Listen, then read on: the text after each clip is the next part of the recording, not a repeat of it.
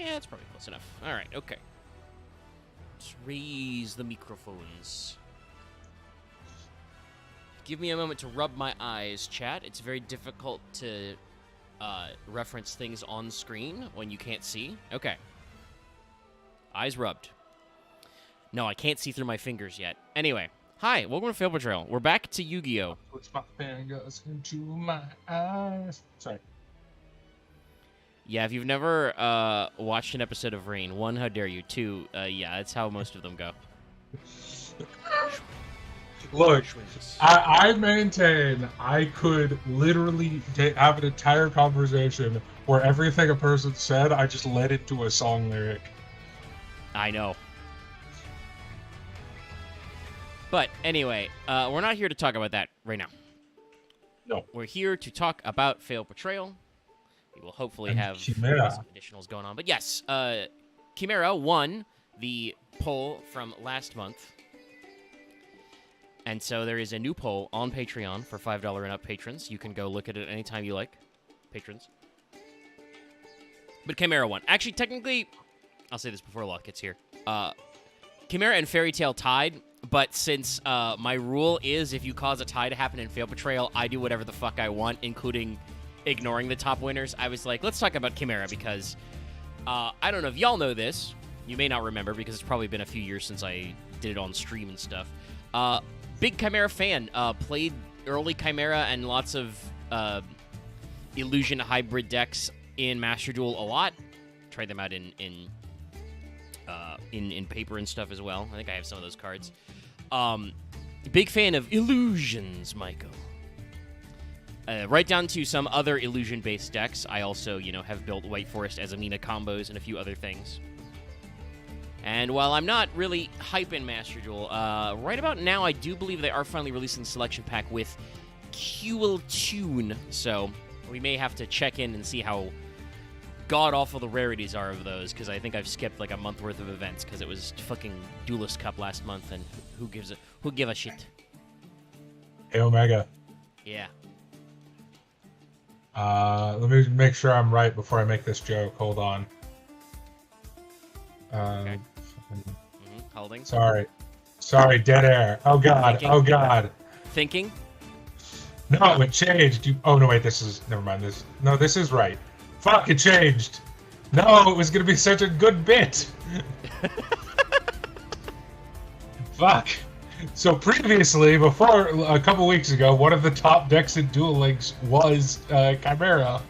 Oh my god, you almost got to get me but couldn't. Actually, I didn't watch it because I really don't need another time sink on my hands, but I saw MBT and some other people talking about it. Apparently they quote-unquote fixed Duel Links. Yeah. Like, they just made it a lot more free-to-play friendly. I would argue Duel Links was already free-to-play friendly-ish if you just wanted to play the game of Yu-Gi-Oh! If you wanted to play it against real people, it was not free-to-play friendly. No, which I think, and I but think I that's also didn't the main find thing, that. like, yeah, I didn't find that enjoyable. I don't find that enjoyable. So yeah, I don't know if I would like Duel Links against people trying to with all these Tier 0 FTK formats. But anyway, so Chimera is one of those decks. Some people hate it, some people love it. Chimera Fusion is a deck that is fairly powerful because it has access to some very consistent tools, some very interesting tools, and illusions by their very nature are very sticky. Depending on how fast we run through Chimera and stuff, I have just some of the general illusion support guys that you see a lot in Chimera decks in my back filter. But the Chimera deck is mostly a fusion deck because it's based on a couple of old school Yu-Gi monsters. 3, actually to be specific, two randos and exactly one fusion monster. So let me pull the originals up. all of these cards are terrible. 10 years. Yeah, because they're fucking like Battle City era. But even for that time, even for that time.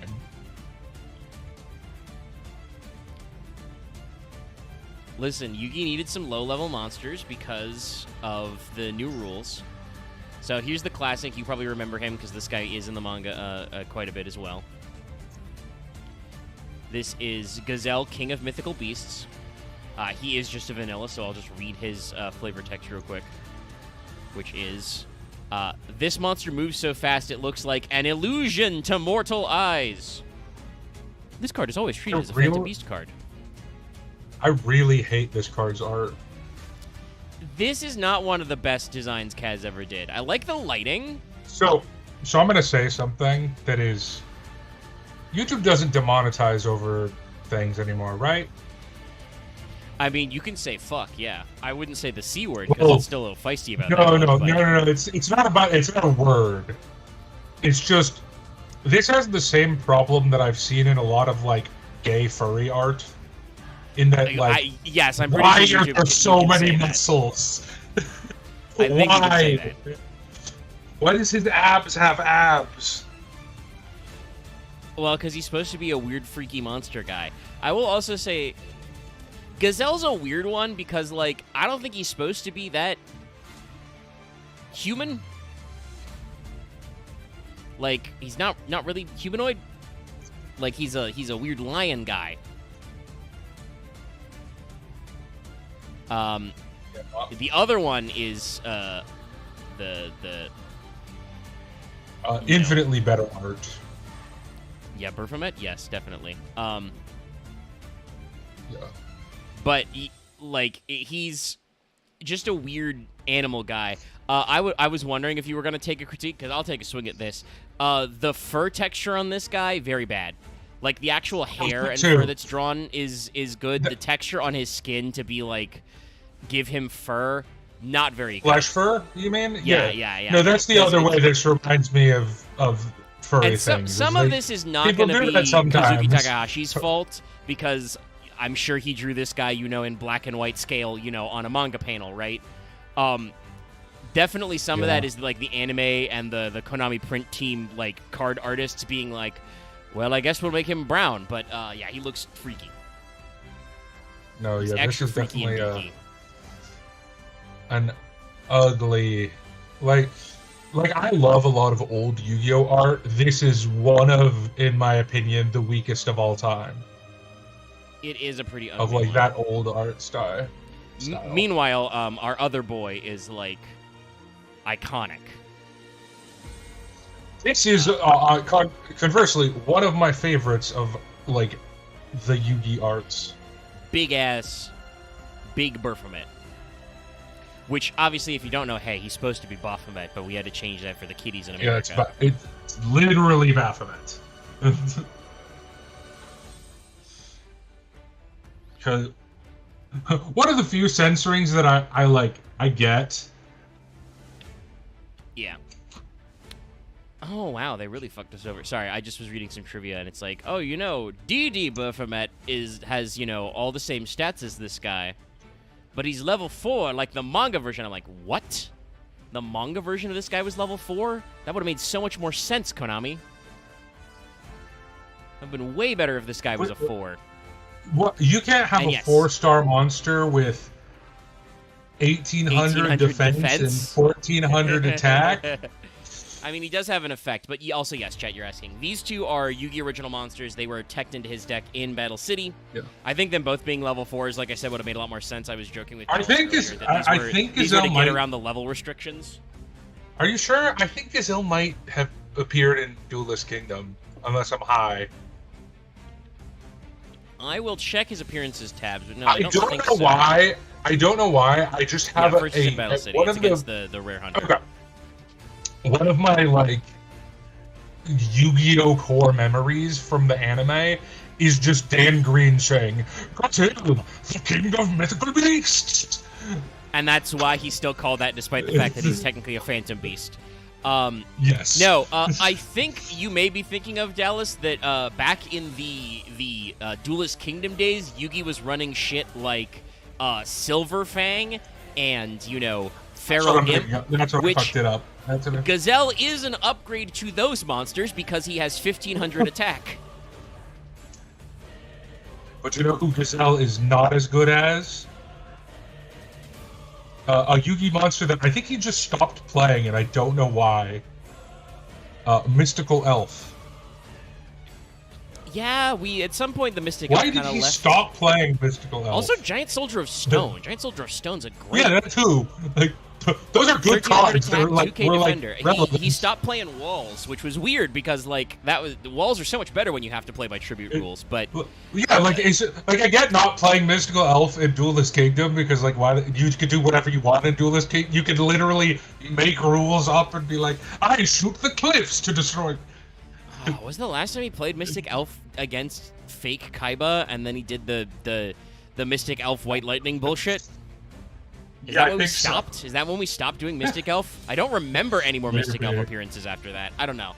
Yeah, but no. So, like, the classic Gazelle is just like a vanilla beater, 1500 attack, 1200 defense. It's an Earth Beast. Baphomet is a Dark Fiend 5, 1400 attack, 1800 defense. Now, that said, it does have an interesting effect, which is when this card is normaled or flipped, normal or flip summoned, I should say, you can add a Gazelle from your deck to your hand, which for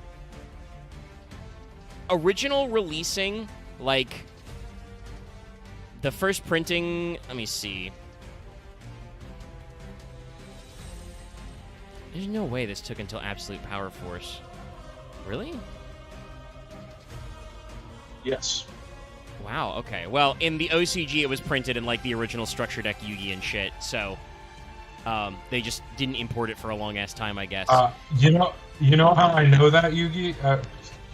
Omega? Mm-hmm. Is because I remember some kid trying to scam people at our school by trying to sell a Japanese copy of Baphomet. Oh. And I looked at the card The like, classic. no, this card's bad. The classic. Same with No, this card sucks. the Blue Eyes White Ultimate Dragon trick. But yeah, no, like the OCG printing in like Structure Deck Yugi in like 2001. That's pretty interesting to have a guy who searches another guy, even if that guy is a generic vanilla, who is technically stronger than Baphomet. But neither of those cards were super good. I don't even think Yugi used them just for themselves. It's just that they just so happened that you could combine them into a fusion monster. A Yugo.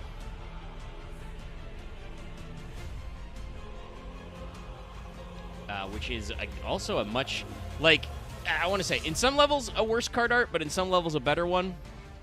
Like, we just talked about how cool Baphomet is. Baphomet's pretty cool. He's got 4 arms.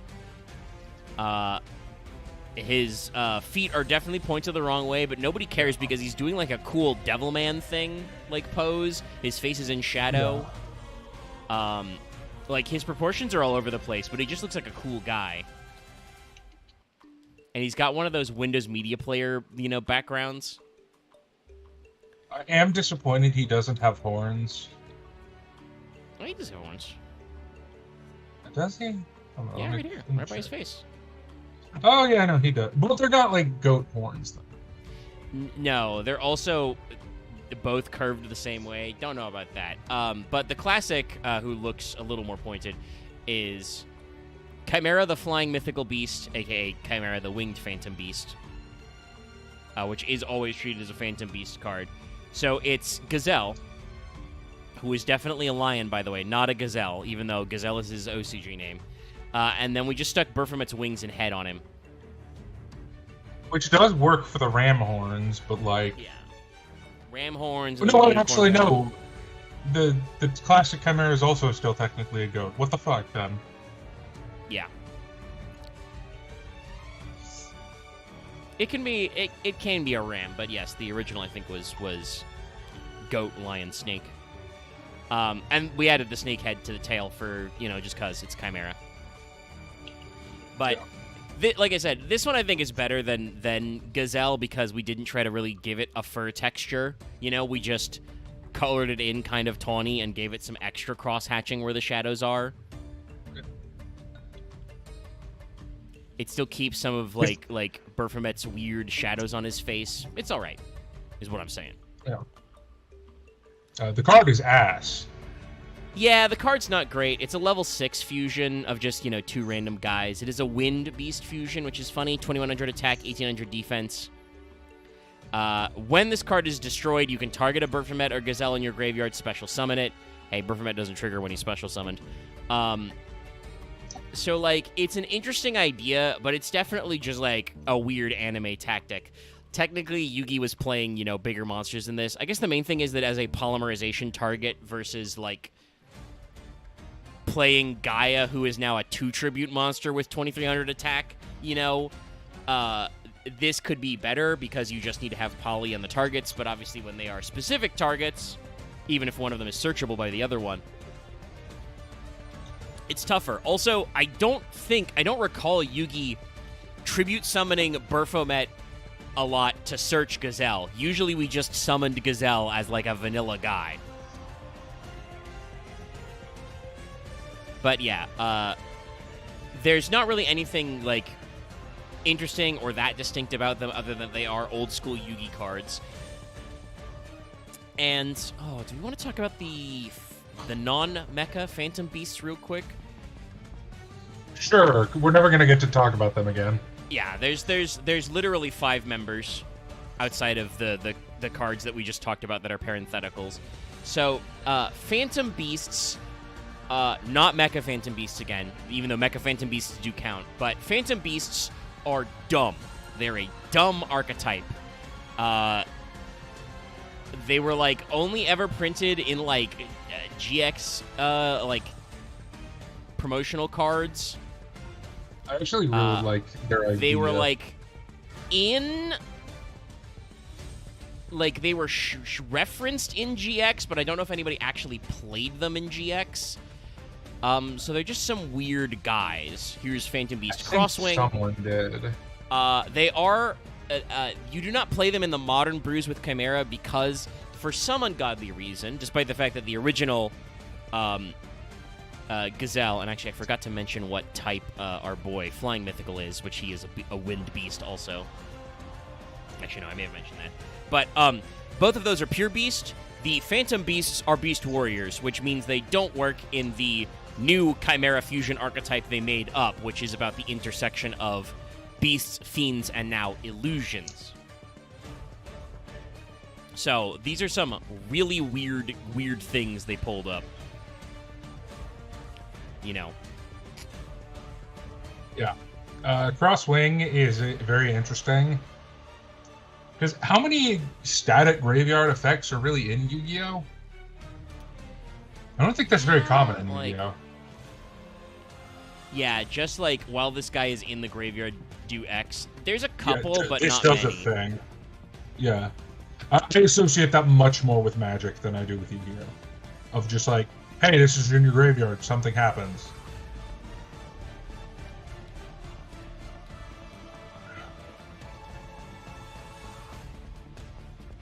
Sorry, I'm spicing up the name of the stream for a second, since we are actually talking about Phantom Beasts. But yeah, this monster looks okay. I don't know why it's a Beast Warrior, because, I mean, it's definitely a Winged Beast, but if it's not a Winged Beast, it's a Beast Beast. I see no warrior part of this. Oh my god, I'm gonna be very real. Yu-Gi-Oh! Is the worst card game at identifying kindred types. Like, I think that's just a fact. Like, what they qualify as a beast, like a warrior's a bad one, winged beast is a bad one. Even some dragons, I think, are awful. Like, it's like, why is this a dragon? Like, or why is this not a dragon? Like, Yu-Gi-Oh! Is very bad about that. It's true. A lot of it seems to be vibes-based. When these came out, you know, like, I think they were just making some shit up, as usual. Like, technically, warrior, I believe, is pretty literally senshi, so just, like, fight guy, fighter. Fighter might be a better, you know, technical, literal translation, but warrior works. So, beast warrior is literally Zyu, as in beast, and then senshi. So, like, that's definitely very open-ended. I think, you know, I feel like I once understood, okay, so you've got Warrior and you've got Beast, and then if they meet in the middle, that forms a Venn diagram, which is Beast Warrior. But then there's Wing Beast, which I think has another slightly different, like, transliteration. The dragon thing is also very funny because I'm sure we've talked about this before, but dragon in the OCG is doragon, the Western word, the English word drag. And then there's also this problem, though, where dinosaur and sea serpent, and then eventually worm, also literally contain the word ryu in them because that's how Japanese works. Like, sea serpent, I think, is literally like water dragon or sea dragon. The word for dinosaur in Japanese actually is like earth dragon or ancient they call dinosaurs dragons, basically. And then worm was, phantom dragon because they wanted to kind of like take it back. And they kind of made that work with like using more Eastern dragon-inspired stuff like, Yangzing and Tenyi. And then sometimes worms are definitely just there because they're like, well, if we made this card a dragon, it would be broken and annoying. And then with Ryuge, they tried to make like a worm, dinosaur, sea serpent tri-type that goes into dragon, but it's weird. Anyway, Phantom Beast Crosswing is a light beast warrior level 4 with 13/13, so it's pretty bad. It does say, as Dallas said, while this card's in the graveyard, all Phantom Beast monsters gain 300 attack while they're on the field, which is like interesting. 300's not nothing. The old school Chimera, for instance, counts, so that would make him 24 for a level 6 fusion that recurs. Makes Gazelle 18, that's not the worst. But also, why the fuck would you put this in the graveyard, It's one of those things. So, Omega, this is, can I bring back one of my favorite segments of this? Yeah. Which is, oh my god, the German translation for this card is fucking hilarious. Ooh, what is it, sir? First of all, Phantom Beast is all one word. Phantomungehirn. That's one word. Sorry, I read his name. I mean, that's literally correct, but...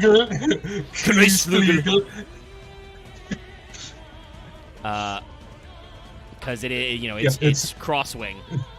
I like that, by the way, in Spanish, they just don't translate Crosswing. It's just Bestio Fantasma Crosswing. Yeah. Like, they just nah. But no, Phantomungehirn being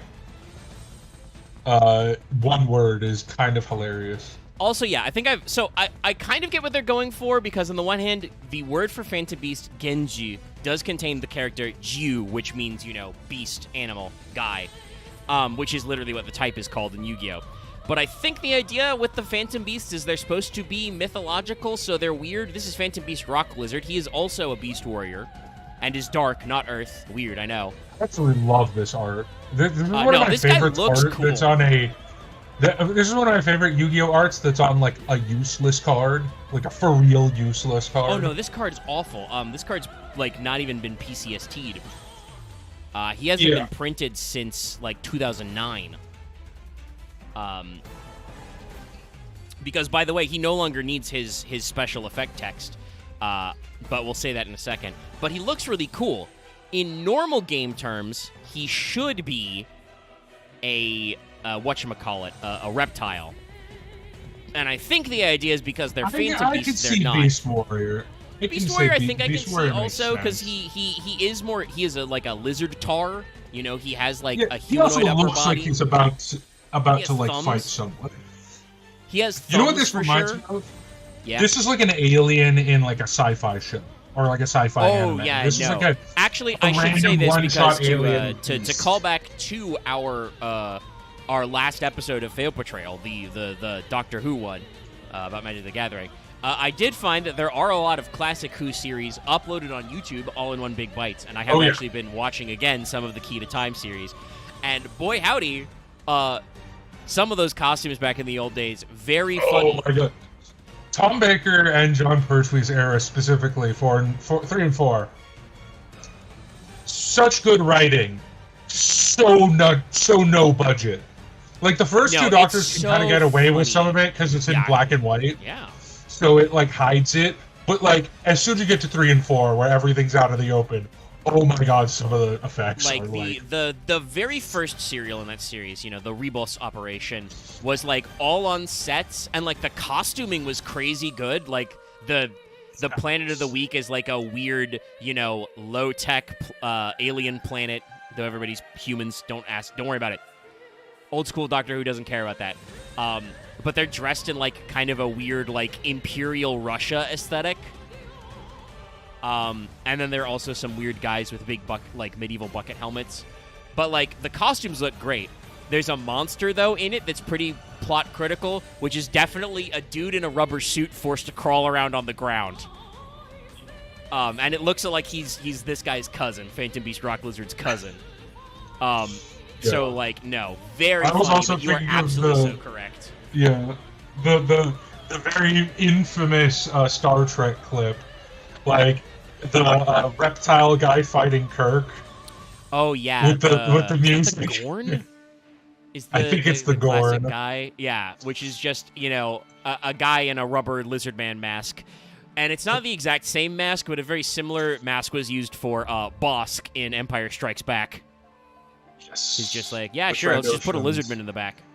Lizardman, Bugman. Yeah, I think Bosk's is a little smaller because trying to look. Okay. No, yeah, like Bosk is not the same prop because those weren't shot at the same time, but it's definitely like I think George Lucas saw the Gorn from Star Trek and was like, Okay. hey, can we get one of those guys on screen? Does somebody still make those masks? And they found them smaller. Threw them on the set. Trandoshans are one of my favorite species in Star they're Wars. pretty baller. I am a big fan of Trandoshans. It's like, except what if we made in the context of I will say, except in the context of playing Republic Commando, because the Republic ship hug level with the Trandoshans is terrifying. Those fuckers are terrible with their weird space shotguns. What if we combined a like really like ritualistic, shamanistic, like native culture with like teched out space mercenaries? Yeah, I mean, I will say They're this like while we're extreme Mandalorians. Hey guys, we're not waiting up for Loth, but we are in the middle of a tangent that we can afford to do. Empire Strikes Back was really weird because basically every alien in there that showed up as a bounty hunter, the old school EU writers did that thing they did, which is like, well, I guess every Trandoshan and every, oh god, what is Zuckuss' species? Gand, that's right, Gand. Every Gand is a bounty hunter.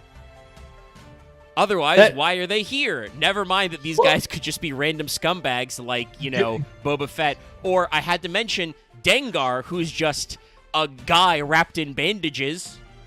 Yeah. That sounds like that's such like 1940s, 30s shit, where basically everything of like our different race is like one thing.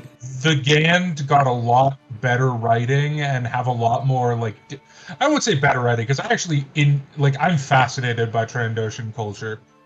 It's the Trandoshans are like a really interesting idea. Like the collecting points and all that stuff. The Score Master, like they have a really interesting culture.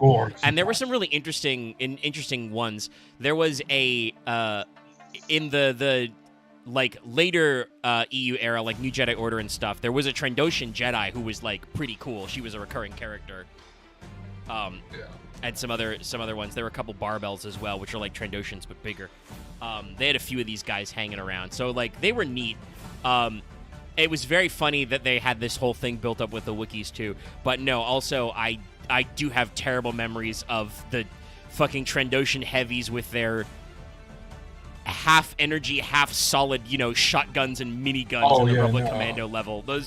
Those guys were nasty, but also it was very funny. They were literally using pump shotguns and, like, space Uzis. Okay. I'm only here for so much time. I unfortunately was late, but I had to clean up. We're talking about the Phantom Beasts because technically Gazelle is a Phantom Beast, and so are some of the later Chimera monsters. But you'll notice that Konami didn't try to overlap any of these. Phantom Beast Rock Lizard is a level 7 Dark Beast Warrior with 2200 attack and 2k defense, which is fucking awful. But it says, if you're tributing a Phantom Beast monster or Gazelle King of Mythical Beasts, this card can be normal summoned with 1 tribute. So, hey, this guy no longer needs that qualifier. You could just say, well, if you tribute summon a Phantom Beast monster, or you tributing a Phantom Beast monster, because they added the parenthetical. But he's never been reprinted. A 1 tribute 2200 guy is not awful. A 2 tribute 2200 guy is very bad. When this card destroys a monster by battle, inflict 500 damage to your opponent. When this card is destroyed and sent to graveyard by an opponent's card effect, inflict 2,000 damage to your opponent. So, like, for his era of, like, 07, 06, you know, not awful. Like, at least try still kind of to awful. do something. But the problem is that there just aren't enough Phantom Beasts to build an engine around summoning this guy. And like I said, they've never bothered to bring him back. I think our next one actually was... Okay, I only say still kind of awful because that is still in Monarch timing. So, like...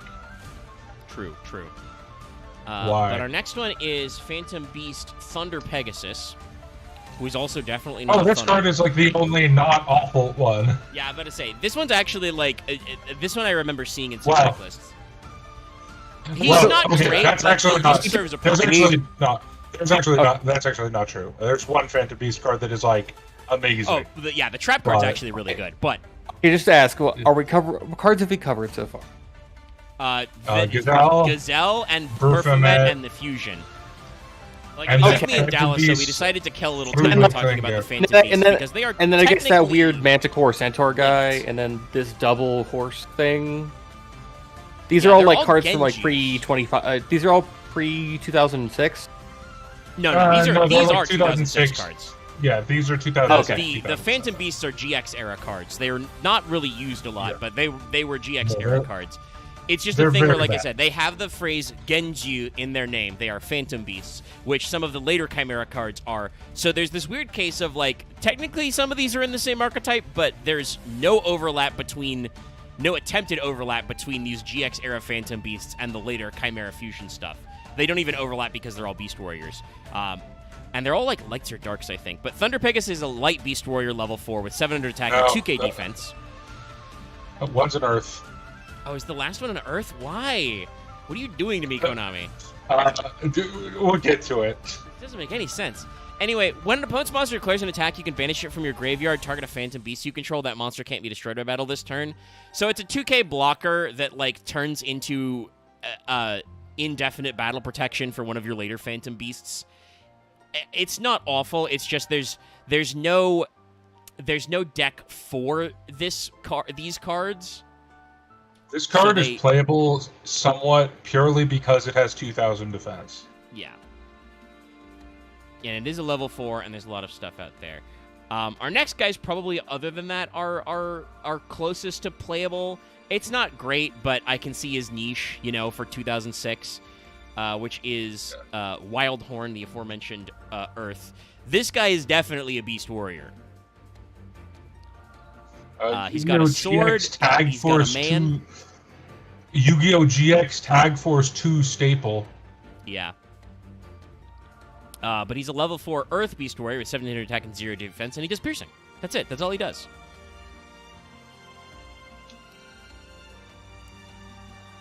But yeah, none of those cards are playable, but I made sure to jot down their lists because, as usual, we like to do a little history diving, and it's like, so technically, Gazelle is a Phantom Beast card, Chimera is a Phantom Beast card, so you could have used some of those guys to support Chimera and Gazelle, and then Konami decided when they just picked this archetype up 25 years later, they were like, nah, fuck it. Different and also, archetype. don't know why they made them Beast Warriors other than some of them have that art design, because our one trap card, the one good card in this archetype that is actually seen play at various points when trap cards are cool, Horn of the Phantom Beast is a trap card that says target a beast or beast warrior you control. Equip it. It gains 800 attack. If you destroy a monster by battle and send it to graveyard, draw a card. Not awful. Like, 800 attack is nothing to sniff at, especially on what would probably be a battle trick. And destroy by battle, draw one? This is just like a generic one that was like pretty good for like low power formats. Yeah, no, this is a neat card. This was it works in any beast or beast warrior deck. This was a card that was actually saw play in tournaments. I think the Phantom Beast, like with like anytime you play a Beast or Beast Warrior deck. Black Layer Beast was used pretty well. TG, I want to say. TG was the deck that it was like Probably some Warrior. showing up in. For Beast Warriors? I mean, I guess Warwolf, yeah. It was Warriors or Beast Warriors. Oh, okay, yeah. Yeah, because it's Beast or Beast Warriors, like we said. It's the third time we said it. But, you know, that means any deck can technically use it. So it's a really oddball one. And technically, you could play it in the Chimera deck because you do have some beasts. But it is not very useful. Also, I should bring this up. I forgot to mention this earlier because there was just one Chimera card. But Chimera as an archetype is really interesting because it's called Chimera with, like, the normal spelling in English. Technically, it should be Chimera because the Japanese version has an extra vowel to be A-E-R-A. Luckily, there's no cards that name check Chimera monsters or spells, so we don't have to worry about that yet. But if the OCG ever differentiates between Chimera and Chimera, the TCG will be in trouble. But they haven't yet, so we're not. And this was June, so 2023. So more like 20 years than 25 years, but still. Let's actually talk about some Chimeras. We're going to start with the Fusion spell because this is the card that makes this deck work. The deck does not go if you do not play Chimera Fusion. And also, because it is a fusion card, it means you get to do some interesting bridging. So, Chimera Fusion, Go Seiju Yugo, Combined Beast Fusion. Also, Chimera Fusion. It's one of those cards that's got both meanings written. This is a quick play spell card. The art features Baphomet and a much better looking Gazelle being fused. Yes. No more Gazelle Bara art. Yeah, he looks more like a freaky deaky monster.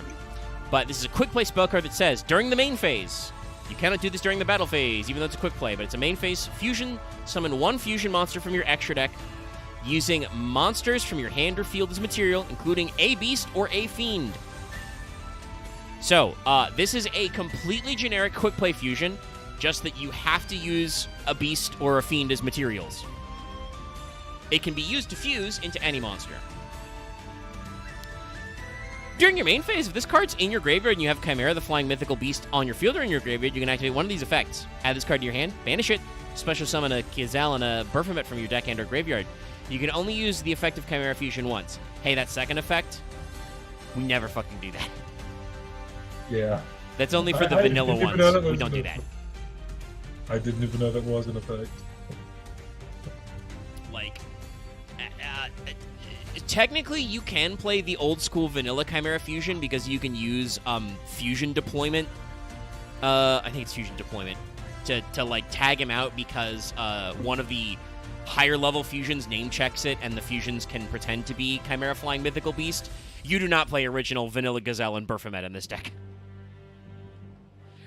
Like, hypothetically, back in the day, maybe you would have played Vanilla Gazelle as, like, an unexpected die target. There are much better cards to do that. Literally, Jongler Ghoul, the Illusion, 2K Vanilla, is a better unexpected die target that's still fusible with most of your deck. So, yeah, we don't bother. On the plus side, though, a once per turn, just return this guy to your hand if Chimera is in your graveyard or on your field. Annoying as fuck. Very powerful card. Now, you may be slightly confused, Chad, because we're going to bring up a card that's related to this, and it's not going to be a Gazelle or a Baphomet yet.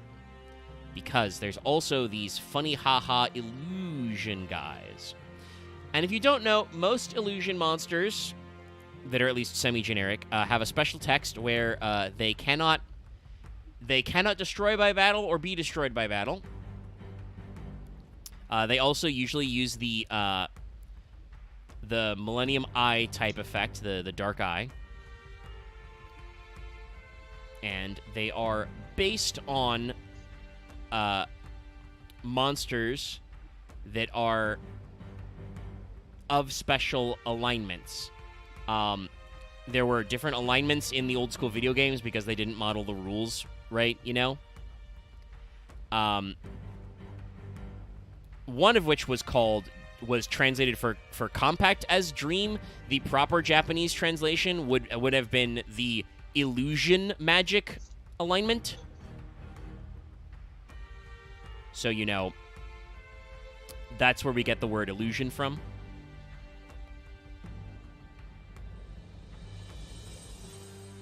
But this is Cornfield Koal. I don't really get the cornfield from it, but it's a cool thing. Kodal. It's because there's a...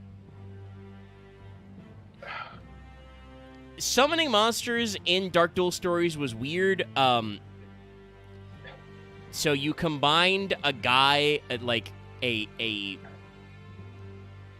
effect, like a body part, to make different wombo combo monsters. One of them was you combined Cornfield with Coator. What that means, I don't know. I haven't played Dark Duel Stories, but yeah. So he's the Cornfield Coatl. Okay, this is like almost a good design. What did you like about Cornfield Coatl? The fucking orb in its head looks so dumb. He's got a round head. Honestly, it's kind of Perfect Cell-like. Yeah, okay, Would you call it a crown? Yeah. I'd call this a crown.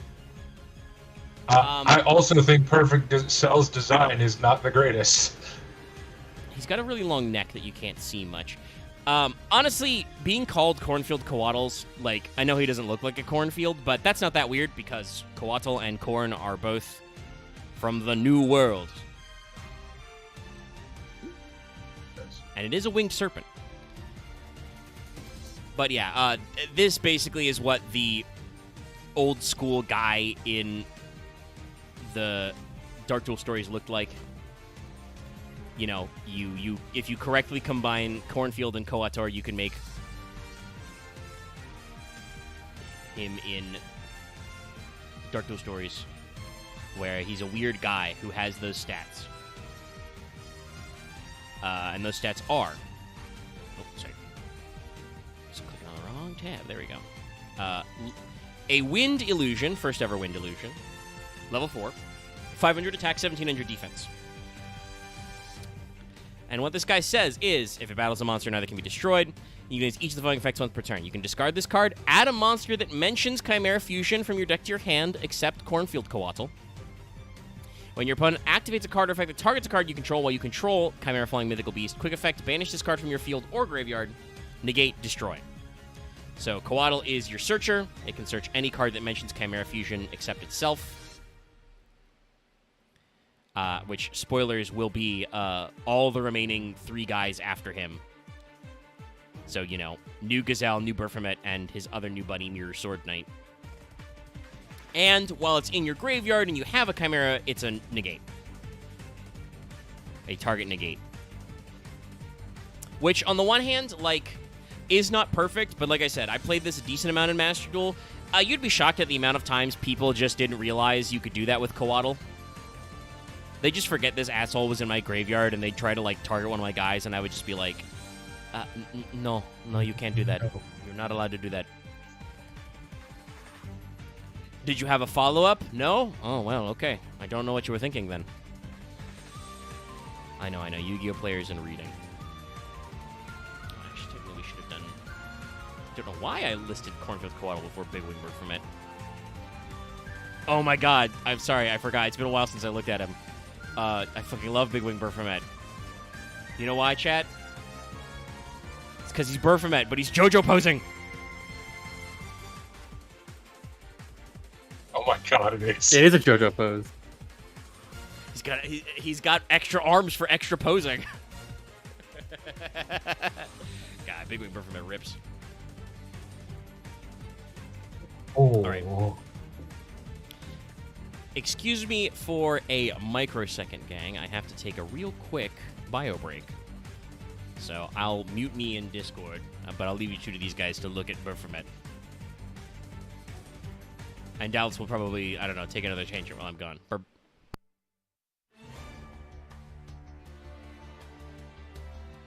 I mean, it's just Berfomet is well designed. Like, it's weird. Like, I like a lot of old Yu-Gi-Oh art, but I feel like this is the kind of art I like them to redo. I understand that. Because the original art wasn't very good.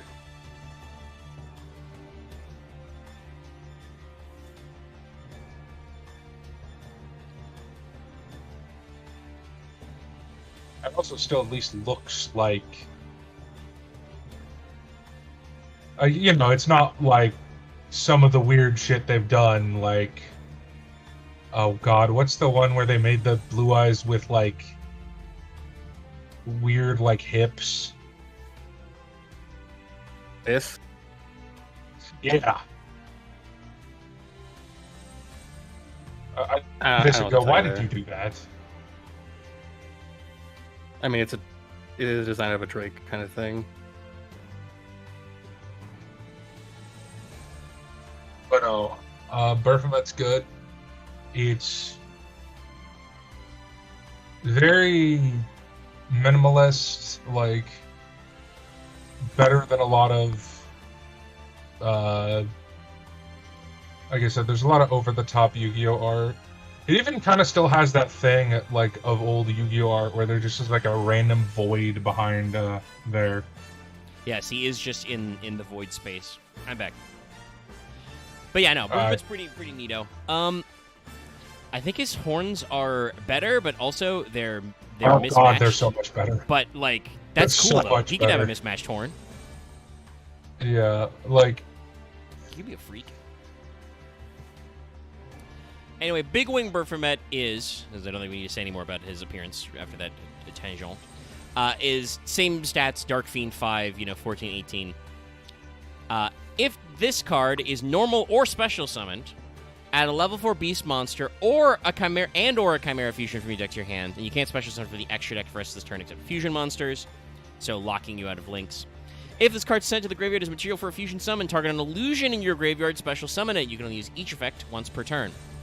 So, on summon, Berfomet gets you a level 4 beast monster and a Chimera fusion. So on the one hand, you can use this in a lot of decks, but the primary thing you do is to add the retrain of Gazelle, who is a level 4 beast monster. What you're noticing, though, is one of the reasons why this deck is really cool, but also really annoying. Chimera is and always has kind of been an advantage engine, grindy sort of deck. This is grind them up then. Yeah, like Coatl, discard him to search, and then he banishes himself to protect. But you could also banish him from the field, because if you fusion with Big Berfomet, you get to target an illusion in your graveyard and summon it back. So you could summon a Coatl in defense mode, which can't be destroyed by battle. It's one of those things where it's like you create summoning extra guys back, sticking them on, and going out there. And then similarly, we have our classic new guy. Let me throw them both on screen, so we'll do them. The new version of Gazelle, which is Gazelle, King of the Mythical Claws. Genso no O Gazeru. I'm gonna be real. Much better. Way worse name. No, the name is way goofier. worse name than Big Wing Berfomet. Phantom Claws versus King of the Phantom Beasts, or King of the Mythical Claws. Weirder. Compelled to the old school Gazelle, though, huge glow up. Agreed, but there's I mean, it's still I have like to do weird this that in he's got honor- like bulging biceps. I have to do this in honor of Loth because he's not here. But why is this copyright infringement, and why didn't Digimon sue them? That's just Leomon on all fours. Leomon doesn't have a horn. He doesn't have a horn. No. He No, doesn't for have a real, like horn. Leomon is very. This. But I don't think with horns. It does have veiny ass biceps though, which is weird for a quadruped. But no, he looks a lot better. He is a weird magic lion now. They've managed, I think, to keep his number of claws consistent, and they did not do the weird fur texture cross hatching that the original guy had. He's just colored in like he has fur, looking a lot better. And so, what Gazelle says is, and he's another, again, Earth Beast 4, all the same stats. If this card's normal or special, add 1 level 5 Fiend monster or Chimera fusion from your deck to your hand. If this card's sent to the graveyard as fusion material, you can add 1 illusion monster from your deck to your hand. You can use each effect once per turn. So, Gazelle replaces itself in hand with an illusion and can search Big Baphomet or, more likely, search Chimera fusion. Big Baphomet is and/or, so, you know, because he's a level 5. But Gazelle is one of your primary starters. You can summon him out and do the thing. And it's a great time.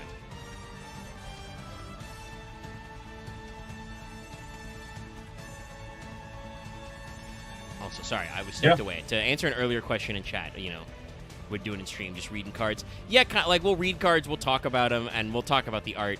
When we were talking about the Phantom Beast, there wasn't much to say about the card effects because they didn't suck. do stuff. These guys actually, like, the Chimera Fusion actually forms a pretty tight package. We will close the main deck loop with our next man, which is the aforementioned, I did mention him earlier, Mirror Sword Knight. This is another old-school GBA guy. And he is a real Yu-Gi-Oh! Yu-Gi-Oh! Monster. Now, if you wanted me to tell you why the fuck they picked, like, Coatl and Sword Knight for this, I don't know. They just decided to use the Dreams attribute, the illusion magic, you know, like, archetype from the old school GBA games, and finally port those cards to paper, because they did not exist in any form before, not even as vanillas. And they decided to go to that well for the new illusion typing. And that produces this guy. I hate this. He's a wacky little guy, isn't he? Oh, he's a little too high. I hate this art a lot. He's just balling. But yeah, no. This guy's just an orb and a hat and a sword. Well, you know, he's a suit of armor with a head with no, like, limbs, obviously. But, like, first of all, this looks like bad WoW armor. Like, this looks like early WoW raid gear where when you got stuck with it, people would laugh at you. The coloring is a little goofy. Well, it's that, and the pauldrons are fucking huge. I mean, it's just a torso, so I think it's... I mean, he looks pretty close to the original. Let me get the micro shot. The actual pixel size of the screen. No, he looks a little fuller in the original. He's got definitely like he's like standing on something. He's got like little tripod legs that are not in the new art. The original doesn't look great either. Like, well, no, but it's a weird pixel art from a Yu-Gi-Oh! GBA or GBC game. So yeah. No, I understand. I'm more just talking about, I think the design concept itself is bad. Not necessarily like... The problem isn't that it was drawn poorly, it was that it was a bad idea entirely, in my opinion. Because they've done this concept very... There's an entire archetype that is just this concept. Yeah, Phantom Knights. Yeah. And again, if you don't get it, so this is in Dark Duel Stories. You make this guy by combining Mirror and Sword Knight, or Sword. So it becomes a guy who's Mirror Sword Knight. Who seems pretty good, because he is a level 4 that's like 1900 attack. So level 4, 1900 attack, 300 defense. This card battles neither can be destroyed. You can only use each of the following effects of Mirror Sword Knight once per turn. Quick effect, tribute this card, special summon a monster from your deck that mentions Chimera Fusion, except Sword Knight. When a monster your opponent controls activates its effect while you control, Flying Mythical Beast, banish this card from either your field or graveyard, negate that effect. So you get a second negate if they activate a monster effect. Control, so it's on their field. Currently on their field. But yeah, it's a 1900 guy. This is your other major normal summon, because what you'll do is normal Mirror Sword Knight. If your opponent tries to stop him, like Effect Veiler or whatever, it's a quick effect, so you just do the old school tribute him to dodge, summon Baphomet. Baphomet adds Gazelle, adds Chimera Fusion, go to town. Once he's in your graveyard, you can either summon him back, or you can leave him there to banish and do the thingus.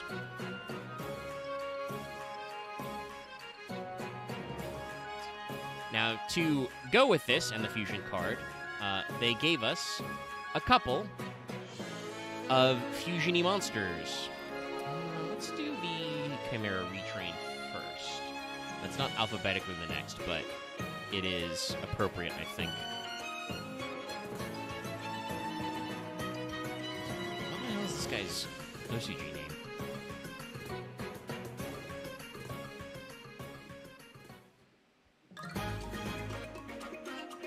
Oh, okay, yeah. The original Chimera was Flying Mythical Beast. This guy is Chimera, King of the Phantom Beasts. Genju o Chimera. It's just a redraw of Chimera.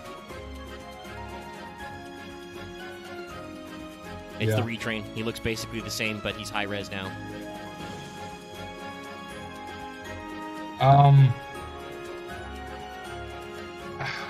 It's very inoffensive.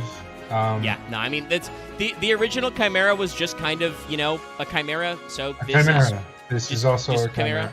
I will say, I think the shading choices on this card are, I don't know if that's just the scan, so I don't want to comment on it too much. No, this is the official art from Master Duel. Okay, so the shading choices were questionable then. Yeah, he's got top light and then underlight, and I don't know why exactly, because he's kind of in a It's just like it's like a bad manga panel shading. Like, the way this is shaded is like the sun is coming from like, or the light source anyway, is coming from like above and behind him, but then his horns are also doing the audible sharpness lens flare, and his claws too, which doesn't make sense, but I get what they're going for. They're trying to like be like, oh, look how pointy and shiny these are, and also do like a light thing. They probably didn't need to do that kind of like light thing. No. Well, like I said, it's such a minor thing, because like I don't want to be mean to Yu-Gi-Oh! I don't like being mean, but like I've always had some issues with a lot of Yu-Gi-Oh! Card shading, and I think it's just my weird bias against like a lot of like, I don't want to say Japanese art because it's not that, but like more anime leaning art shading. I think there's definitely really like a certain way to do like coloring. I think Yu-Gi-Oh! We've talked a lot that Yu-Gi-Oh! Often has problems with perspective and shading. It's older style card arts, like before a lot of digital art revolution. It's clearly because the artist is like drawing something, knowing it's going to be put on a postage stamp. Yeah. And well, so, it's also like, the thing. Like, the other thing I noticed is like I'm mostly fine with it in black and white, but I hate colored manga pages for that reason. Like, I actively do not like colored manga. Honestly, makes me wonder who does the coloring. So, like, this is a tangent, but hopefully a brief one. In American comics and other, you know, comics that are in color across the world, usually that sort of thing is the work of a colorist. You have a guy who does the colors, who is not always the same guy as the guy doing the line art. You know, at the very least, you have access to colorists. Because manga is traditionally not colored, I don't know who does the colorist's job when you color manga. I think it's the mangaka themselves. In that case, it may simply be that they don't have a lot of practice with colors because they're used to that makes sense. Speedballing it in black and white. Like, I think there are some colored things that are very interesting. Like, the animes of them do a very good job. Amazing. Like honestly, I'll say this. I know people who prefer the manga color palettes for JoJo. Like, when they do colorize manga. Yeah, no, like I said, there are certain mangaka, you did just mention the biggest one, which is Araki, that are, like, absolutely sublime at it. It's just very hit or miss, usually miss for me. So, Like, Chimera, I would read King of Phantom Beasts. Chimera King of the Phantom Beast. He's a card. He's a Wind Beast Fusion level 6. 2100, 1800. One Beast, one Fiend Fusion. So he's basically the exact same as Chimera, but now he's generic. This card's name becomes Chimera the Flying Mythical Beast while on the field or in your graveyard. That's how come you don't have to play the old school Chimera. You can, again, but you don't have to. You can only use each of the following effects once per turn. By the way, I forgot to say this earlier because we were talking about the card art and like relative, but this is the one everybody hates because when this card is fusion, or if this card's fusion summoned, you can activate this effect. Send a random card from your opponent's hand to the graveyard during the end phase. Then during your opponent's turn, you can banish this card from your graveyard, target one beast, fiend, or illusion in your graveyard, special summon it. So it floats, kind of. You know, during your opponent's turn, you can banish it to float. It does not really need the hand rip effect.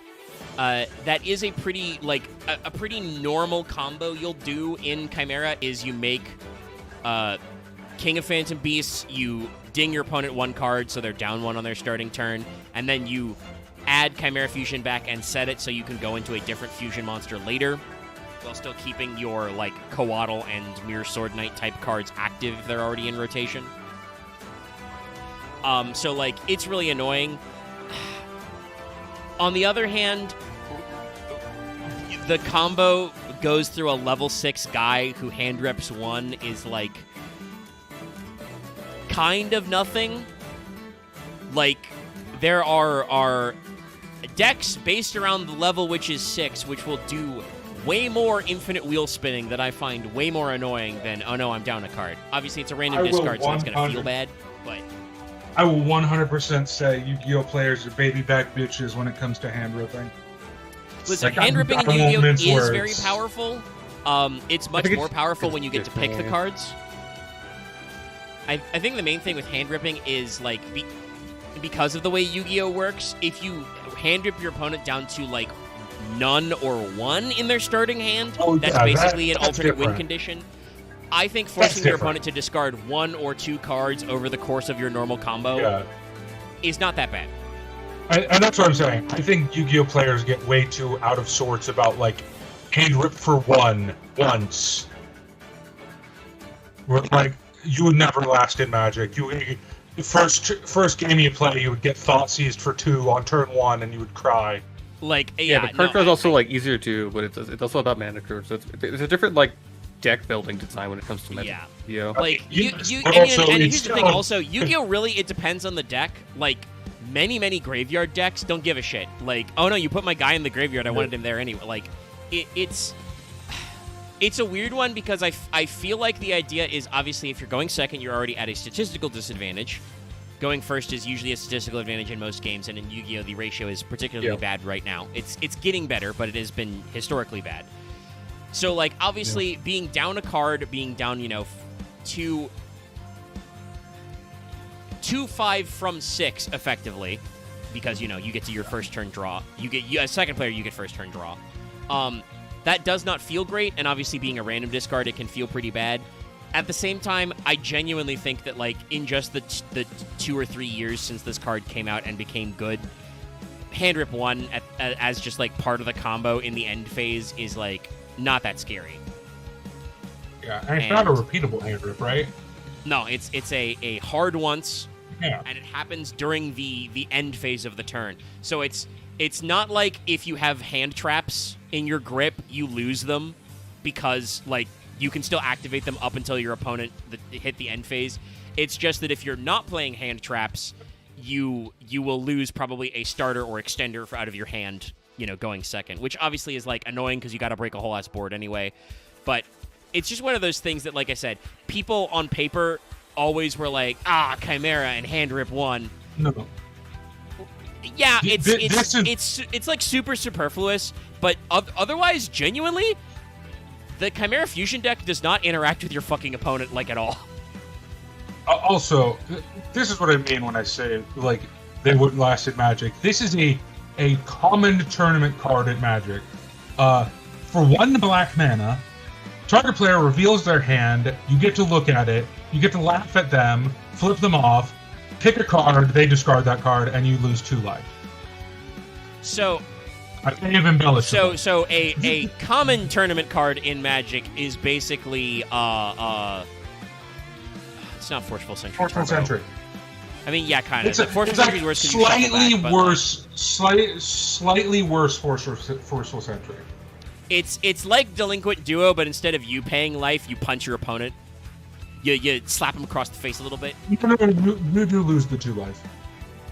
Oh, you lose 2 life. So it's basically just like half a Delinquent Duo. Yeah. Yeah, no, that's... So Yu-Gi-Oh! Is so weird. I don't really want to get into it, but there was another wave of is mana good actually versus Yu-Gi-Oh! Over the weekend and like the past week since we had an episode. Yeah, that's not... That happens like every 6 months. We don't really need to rehash that one. I think they're different games, but definitely there's a lot of cases where like... No. There are definitely some Magic players... I don't think it's that statistically good to get like discarded. Like getting discarded 1 is not the end of the world. I feel like. No. But that's what I mean. Is like it's not even the like. I'm not talking about like because obviously they're mechanically different games. I'm just talking about the attitude Yu-Gi-Oh players have to any kind of hand ripping. I agree that I think it's because Yu-Gi-Oh players have PTSD about hand loop decks where you loop away your opponent's entire hand. Chimera Retrain cannot do that. It is a hard one, so you cannot do that more than 1 time per turn. It's during the end phase, so like they found their best way to like set up this interesting interaction if you are going first to give you a good play. Because if you're going second, you do not make that guy. Like it's not even an immediate discard. It's a discard at end of turn. It's so bad. Like in Magic, a card that said I enter, target opponent discards at the end of their turn would be like bad. It would be unplayable. Actually, discard a random card. Random card might be playable. It's because I think Yu-Gi-Oh just works differently on like a fundamental level. Well, it because, does, but like I think that was still think in Yu-Gi-Oh that's bad. Like Yu-Gi-Oh players are still a little too. The hand grip effect of Chimera is not the good effect. It gives you a reason to summon him so you have him in rotation because he does something to your opponent eventually. Because this guy, this is the new fusion Baphomet, the mythical king of Phantom Beast. We'll talk about what he does in a second, but that's not interactive at all. This guy's an extender. So like you make Chimera King of Beasts on turn 1 so that you like maybe make it so your opponent doesn't get to go full power on their turn and break your board. But I think Dallas is correct that like Yu-Gi-Oh players are usually very overly reticent about hand rip unless you're playing Dark Worlds, in which case you're like, ha ha ha, you will hand rip me. But it's interesting that like I said, there do still seem to be some Magic players who fundamentally don't get the difference in psychology in Yu-Gi-Oh, where it's like, like people try to say like, oh well, your resources are your cards, and they're like, no, your cards are not resources. If they're not mana, they're not resources. It's like, no, that's not how it works. And I'll for the record, I think you could never print a card in Yu-Gi-Oh that reveals hand. No, that's what I was gonna say, right? Because cards are your resources, it is specifically like hand knowledge of your opponent is crazy because that lets you. That's unfair. But I do think cards that have discard 1 effects are too unfairly hated. If they do other things, if they just discard. No, even then they're still unfairly hated. Like I said, I think it's mostly just cards that are not hard onces. So like the Gishki hand loop rips, which are like insane but functional, and of course the old Smoke Grenade Thief rip. What in the shitty Dark Souls knockoff is this? Like, this is Big Chungus. This is a Lord. This is a Lords of the Fallen boss.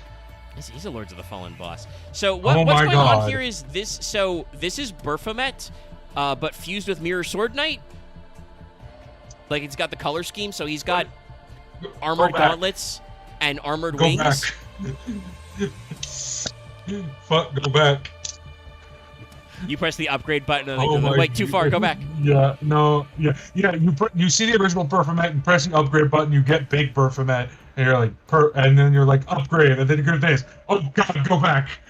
I mean, I'll say this: I'm not against like slightly goofy looking things for aesthetic. I don't mind that he's got big like His swords are huge because he's a JRPG boss and they needed to use extra pixels, otherwise you can't fucking see them. There's 3 big problems I have with this art design. The biggest being that helmet design is so goddamn generic. The helmet is a little goofy. Like, I don't even know if it's a helmet. It might just be a mask. Second, why does he have wings all of a sudden? No, Bertham's always had wings. Oh, okay. No, okay, never mind. I take that one back. The armor on the wings is a little weird. Why does he have a beard? He's always kind of had like fur around the face. So he does. No, Yeah, he he doesn't. not. He doesn't have a beard. No, I know. He has a full scruff. Like, it's a mane. The problem is that because they put that weird mask on him or helmet, we don't know. It makes it harder to tell what's going on with his face. So it looks like he has a beard. Like, I agree. And it makes it look. I hate his Millennium Eyes Iron Man reactor. Yeah, that's Oh, the mirror from you mean Mirror the pendant, Sword Knight. You mean the pendant? No. just It's Mirror not a Sword Knight, pendant like- because he's not wearing a chain. It is stuck okay, to his his chest. chest. Okay, it's the crest from Mirror Sword Knight because all Mirror Sword's bits are on him, or technically they're conceptually fused. Yeah, but like, don't just stick it in his chest. Yeah, If anything, probably take look off the more- helmet. Take off the helmet. Put the pendant on his forehead. It should probably look more like it's floating in front of him, or be worked into his other material. Because all of his swords have the eye. Yeah. Also, yeah, no, I'm actually fine with the regular Baphomet has like a lot of like not back hair. He has long hair, long shaggy hair. In the original art, it looks less like he has a mane and more like he just has a cool patch of shadow kind of like around his face, neck, and upper chest. So this is still supposed to be part of like Gazelle in there too. That's probably why he's like weird. super scarred and ripped, because it's a weird fusion guy. But yeah, no, I don't mind this guy's design, but I definitely think that like I'm not a huge fan of the mask. I just like Big Baphomet a lot, and this is to me a downgrade. It does suffer from the But he problem. lost Like, all it's not. his intimidation. Yeah, he does look a little more silly, which is kind of a shame because this is his OCG name is Genju Mao Baphomet, Demon Yeah, 'cause, like, King if- of the Phantom Beasts Baphomet. Like, if I saw Big Winged Baphomet, that would actually be intimidating. If this guy just looks like... This is a card, I will say, that does trend towards a problem Yu-Gi-Oh! Monsters have, which is they're too busy. This guy covers it up with swords. Like, if you saw this guy's concept art, he's got a lot of things going on. It's very hard to tell, but he's wearing armored, like an armored kilt, like the folds, the bits of metal that dangle down to cover his legs. He has spiked bracelets on his legs, but no armor. He's got, obviously, the 4 gauntlets. He's got the wing armor. He's got a lot of extra scars. He's got the swords, going on. Like, he's got a lot of extra details that he probably didn't need to have, but they were trying to spice him up. So this guy is also a wind monster, level 6, but he is a fiend fusion, 2400 attack, 600 defense. 2 monsters with different types out of beast, fiend, or illusion. This card's name becomes Chimera, the flying mythical beast while in field or graveyard. You can use each of the following effects once per turn. If this card is fusion summoned, send a beast, fiend, or illusion from your deck to graveyard. During your opponent's turn, you can banish this card from your graveyard, target one of your banished beasts, fiends, or illusions, except Baphomet, summon it. So, like I said, you make the new Chimera, the Chimera Retrain, because this guy is just kind of a generic extender, but you can... The odds that you'll want to perform a second fusion summon and climb not on your opponent's turn are low in Chimera. You're much better recycling Chimera Fusion and setting it for your opponent's turn anyway. You can still make this guy, like, going first turn 1 and bin a guy to graveyard. The main thing is just that you probably have all the materials you need. Like, you don't usually need to summon this guy. So, like, he's okay. But he's definitely not the coolest. And then our last one is the Big Bungler. Oh, God. This art... it's the same thing. It's it's almost really good, and that has like one thing too many. Yeah, I don't hate Chimera the Illusion Beast, but he does kind of look like, again, he's got just like a little bit too much going on. So this chat you can now see is Chimera the Illusion Beast. It has the armored wings, and it has sword gauntlets with fire coming out of them from Illusion Sword Knight, which I think is less cool than just big chunky swords. He has a Cornfield Coatl snake tail, which is okay. That part's okay. Literally everything but the sword gauntlets I like. The Baphomet tail is or Baphomet face is a little weird because his like fur is covering he's his like eyes. a wolf now. Yeah, he's got like a wolf face, which is a little weird. I don't know where that came from. I don't hate it. I'm just like, why though? And he does still have kind of the mirror from Illusion from Mirror Sword Knight just stuck in his chest. He's got less going on, so it feels less busy, but it's still kind of an odd choice. Genuinely, if you just took off the sword gauntlets, I would love this design. Yeah, I'm not a fan of sword gauntlets. First of all, sword gauntlets in general are stupid. Like they don't work. They're not. That's not how anything works. Yeah, it's true that this is not how you actually would use like that kind of arm-mounted blade. They're just a little extra, especially with like the blue fire coming out of them for some reason. I guess. Honestly, I don't even mind the purple. I see it as purple personally, but maybe that's just because I don't know. It's like purple bluish, but I wouldn't even mind if that was just like surrounding his arms, like he just had magic. Like genuinely, just knock the sword. He is. They call him the Illusion Beast, but it is technically Genso Maju, so he is the Illusion Magic Beast. Like just get rid of the sword gauntlets, and I'm down to clown. Like, but yeah, aesthetically, this is all four of those guys jammed together, which is very funny. I still because do kind of like this better than. Well, they didn't stick the mask on his face. Yes, thank God. And he does have two heads, which is like neater. So, Illusion Beast Chimera is a Dark Illusion Fusion, level 8, 3100 attack, 2800 defense. Chimera the Flying Mythical Beast, +1 illusion monster, so I guess you can make formats.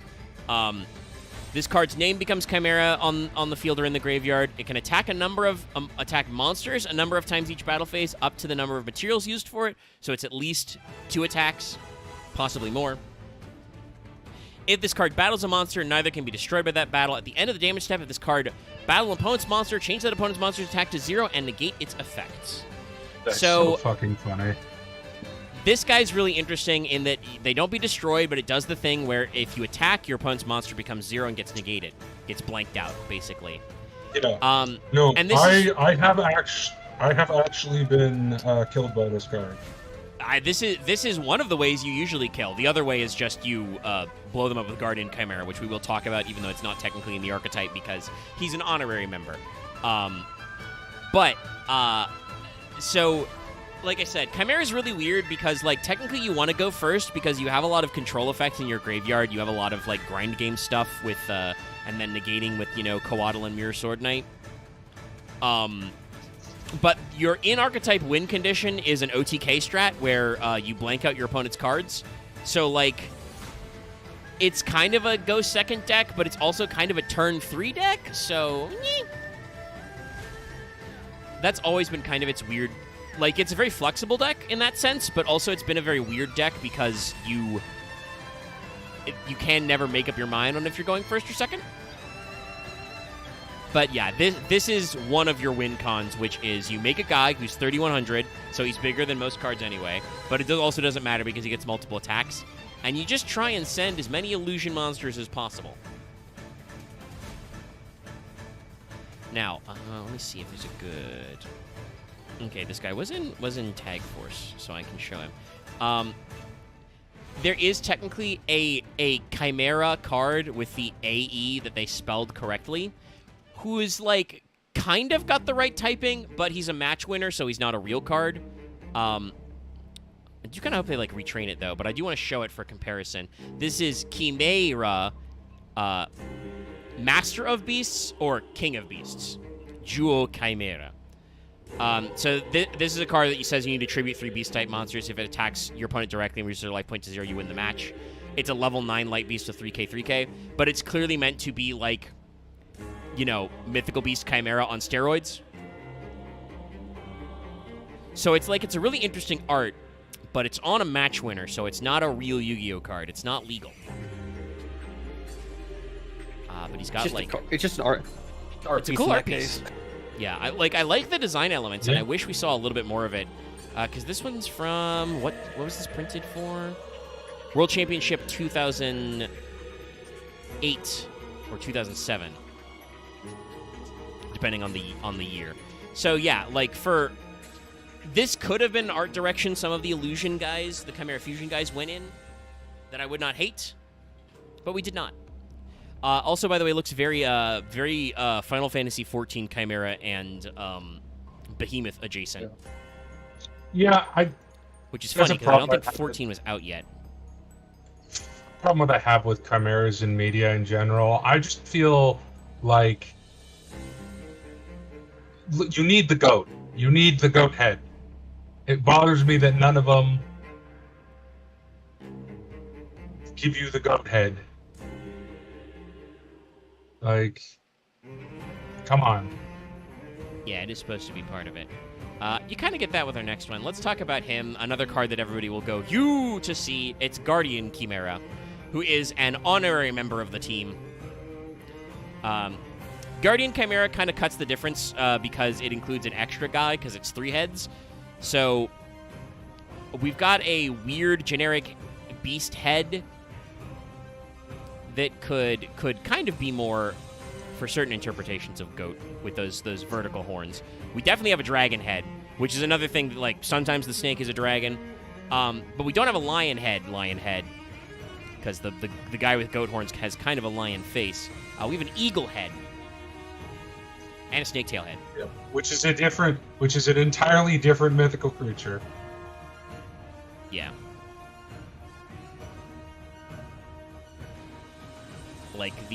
Sorry, I don't mean to be pedantic, but I'm just like... No. No, the classic one is lion head up front, goat head on the side, and like snake on the back. Yeah. They're related to stuff mythologically related to the Hydra and Kerberos and stuff like that. So getting some other weird elements in there is not wrong. This one is definitely we get a lot of wide-ranging Chimera representation. But this is a card I'm sure any of you who've been playing for a while know. Any, fusion deck, you've probably seen this bozo at one point or another. I'll say this. It's better than the Forgotten Realms. It's better than the Forgotten Realms Chimera. We'll never not be mad at.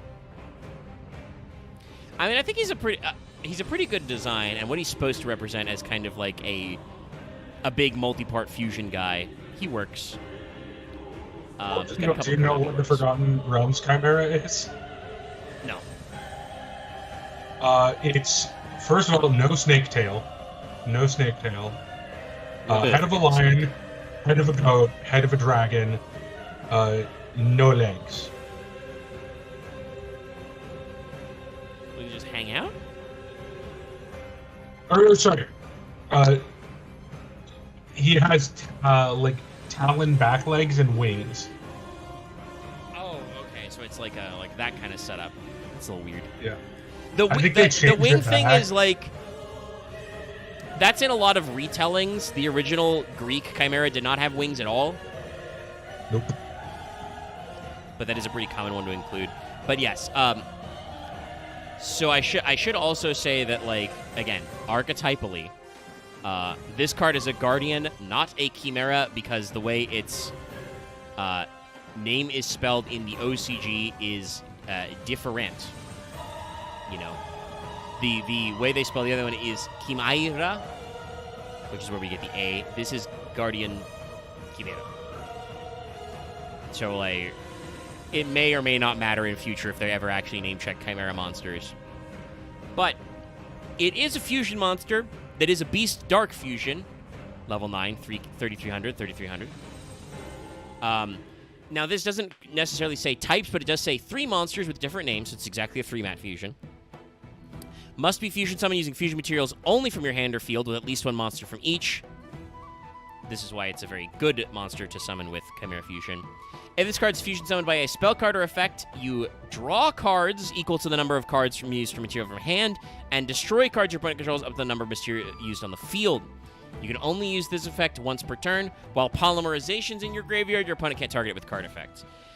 This guy's the big bad boogeyman in a lot of fusion decks, like X brought up. It is technically a mostly generic card. It does require you to have, monsters in hand and on field. And they have to have different names, so there are certain decks that it doesn't interact with. But mostly, if you're fusion summoning, you can summon this guy. The main reason why you see him a lot in Chimera specifically is because Chimera Fusion is a quick play card.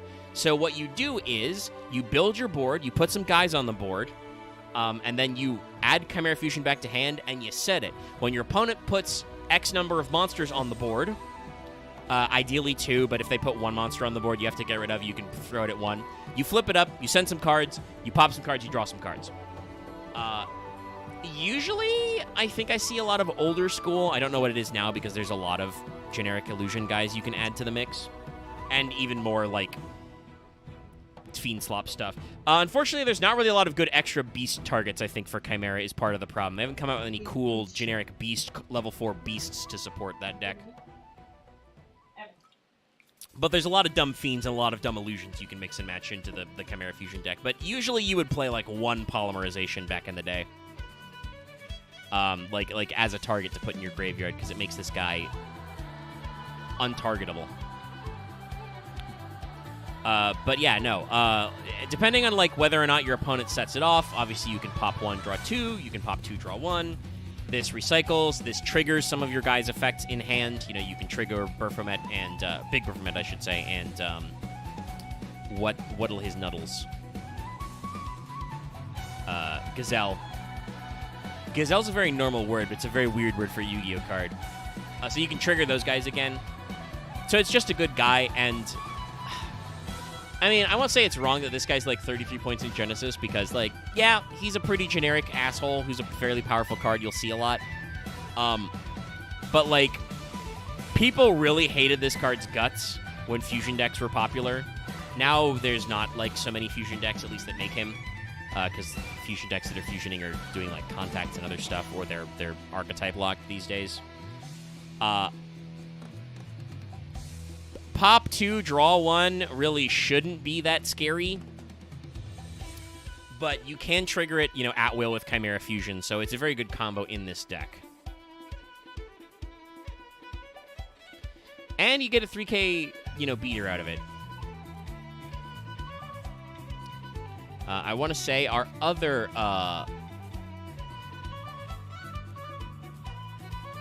honorary member of the team, generic fusion guy, Magnum the Reliever. There's like no lore about this guy. He's just a guy. Yeah. Kind of a generic, I need to go, virtually. Oh, all right. Hey, you made it through all the Chimera stuff. Oh, okay. I'm probably Thought there was more. Chimera's fairly short. Remember when I said this guy, the other cards looked like a rejected Dark Souls boss knockoff? Here's Dark Souls knockoff boss number 2. Kinda. I personally, especially with him being more humanoid and musculatory, I associate this guy with kind of like a tokusatsu thing or like a generic Devilman type manga. Because he is kind of like humanoid, I can see that. And also he's doing like laser blasts. He doesn't have like a giant sword or sight. I was saying something really mean about tokusatsu. Yeah, but his face looks way too detailed to be a tokusatsu villain. True. Like I said, this guy does look drawn. He doesn't look like a physical prop, but like he looks like a tokusatsu-inspired like manga guy. Like I said, he looks like a Devilman or something. Oh yeah, like oh my god, what's that fucking anime? Nope, left my head. I'm so bad with names. I do like the Korean one. It's the Korean one, the really popular Korean one that a lot of people hate. Oh my god. Talk about Solo leveling. Yeah. Yes. There we go. I got there in the end. I don't know nothing about no solo leveling. I've literally just seen pictures. But yeah, what I like about Magnum is that the way, like, he's, charging a laser blast in his hand or whatever. He's a light fiend, but he's not level 6. Don't get excited, chat. But like he's drawn in such a way so that his background is like collapsing into a fusion swirl. That's cool. I like that because he's a fusion monster. But this guy is a light fiend, level 8 fusion, 2800 attack, 2k defense. And he's pretty important to this deck because he's another mostly generic guy, and he goes together really well with, again, kind of like... Again, like I said, Chimera Fusion is a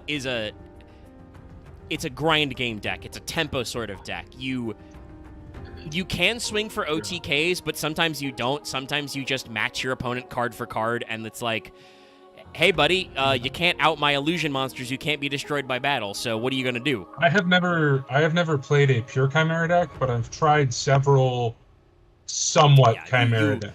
Yeah, I've splashed Chimera into a few different things. I personally like to run Chimera Fusion as part of a greater like illusion pattern deck, which is what I did. You're gonna hate my the deck I've played with Chimera the most in, which is branded Chimera. Yeah, I mean it's annoying, but that is one of the most popular hybrids because branded is another kind of like generic fusion deck that gives you a lot of tools. So the two of them kind of bounce back and forth together. Magnum Reliever is another guy who goes very well with that because his materials are one monster in hand, one monster special stone from the extra deck, so you can make him with Chimera Fusion. I think it works just because they're two non-xenophobic fusion archetypes. They're two fusion archetypes that are fine with playing with others.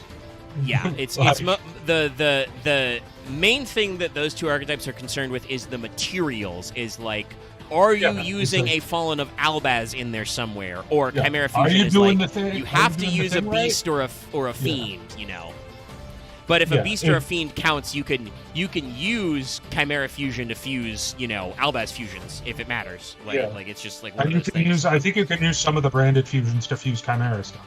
Yeah, because again, they're pretty generic with the typings. It's once again, it's I know you are tired of specifically branded, but I do actually really like. No, I will say this. I am against, branded as kind of like this eternal unkillable deck because it's a fucking... I'll say it. I'll say it with my full chest. It's because it's a fucking marketing move by Konami. They've, like, invested money into the not super great but still super hyped anime shorts about it, and they keep selling you collection files because, like, the lore was... They have not made another series of lore archetypes like the Abyss/branded lore, right? Like, Visa Starfrost not as cool. I think the Shadal not shit quite as was... cool. I think the Shadal Yangzing shit was way more hype, because that shit was... Like, if you read the actual story, that shit was insane. Oh, no. Like, I think the dual terminal stuff at points is probably better written. The problem is that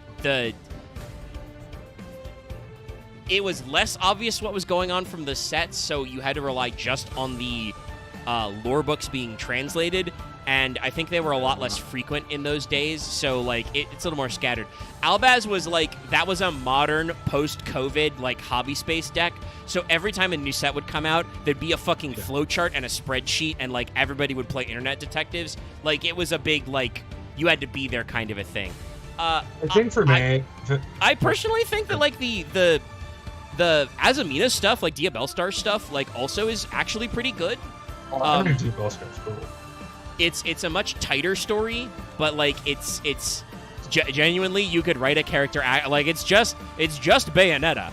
Like I didn't say that when we looked at them, but like having been replaying original Bayonetta, Diabellstar is like just like Bayonetta, but there's not angels in it. Like, they're just demons. I think the reason I'm okay with some branded decks is when they're playing with new tools.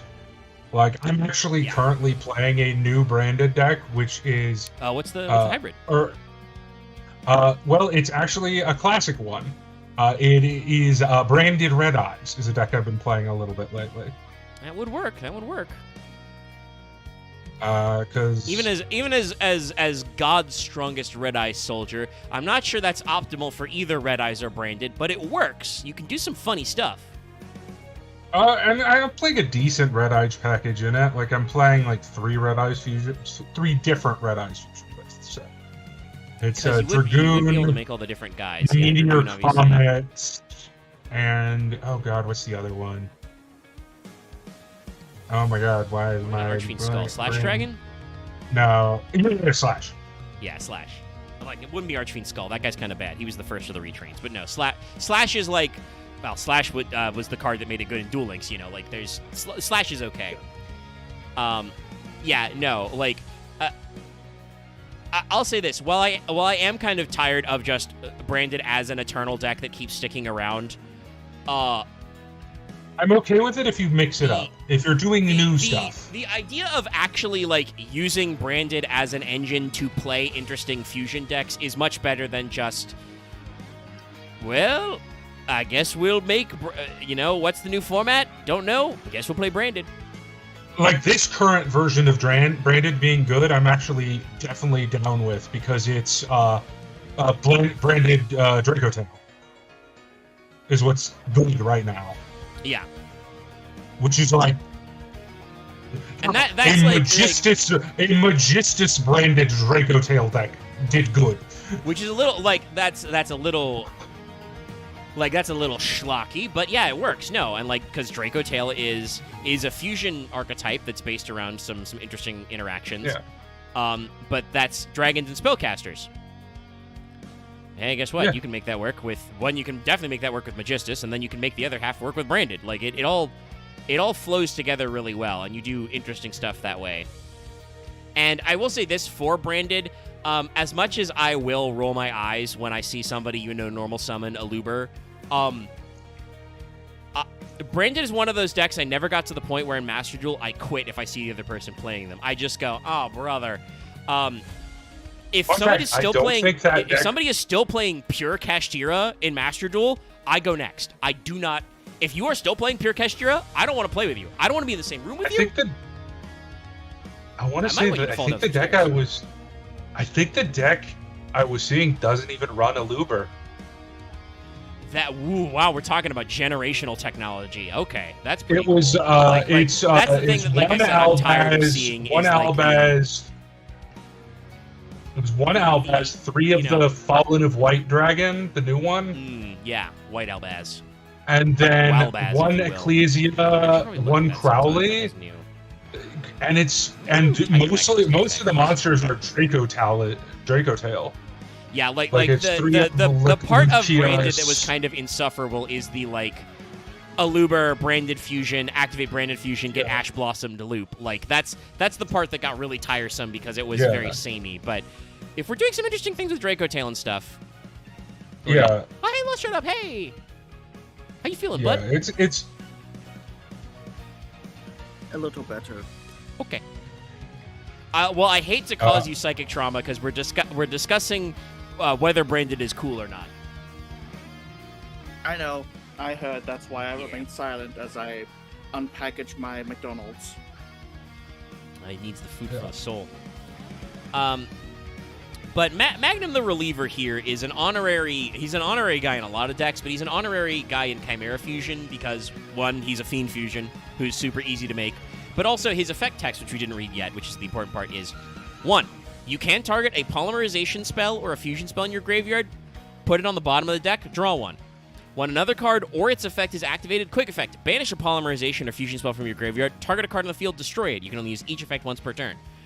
Remember how I said you would tech in like 1 poly maybe to see if you hard draw it or some stuff in Chimera so you can get, Guardian Chimera protected, or you're often reusing your Chimera Fusion over and over again. Magnum Reliever is just another great guy you can make because, if nothing else, he's a 2800 body who like extends by shuffling back or placing back one of your cards so you can search Chimera Fusion again.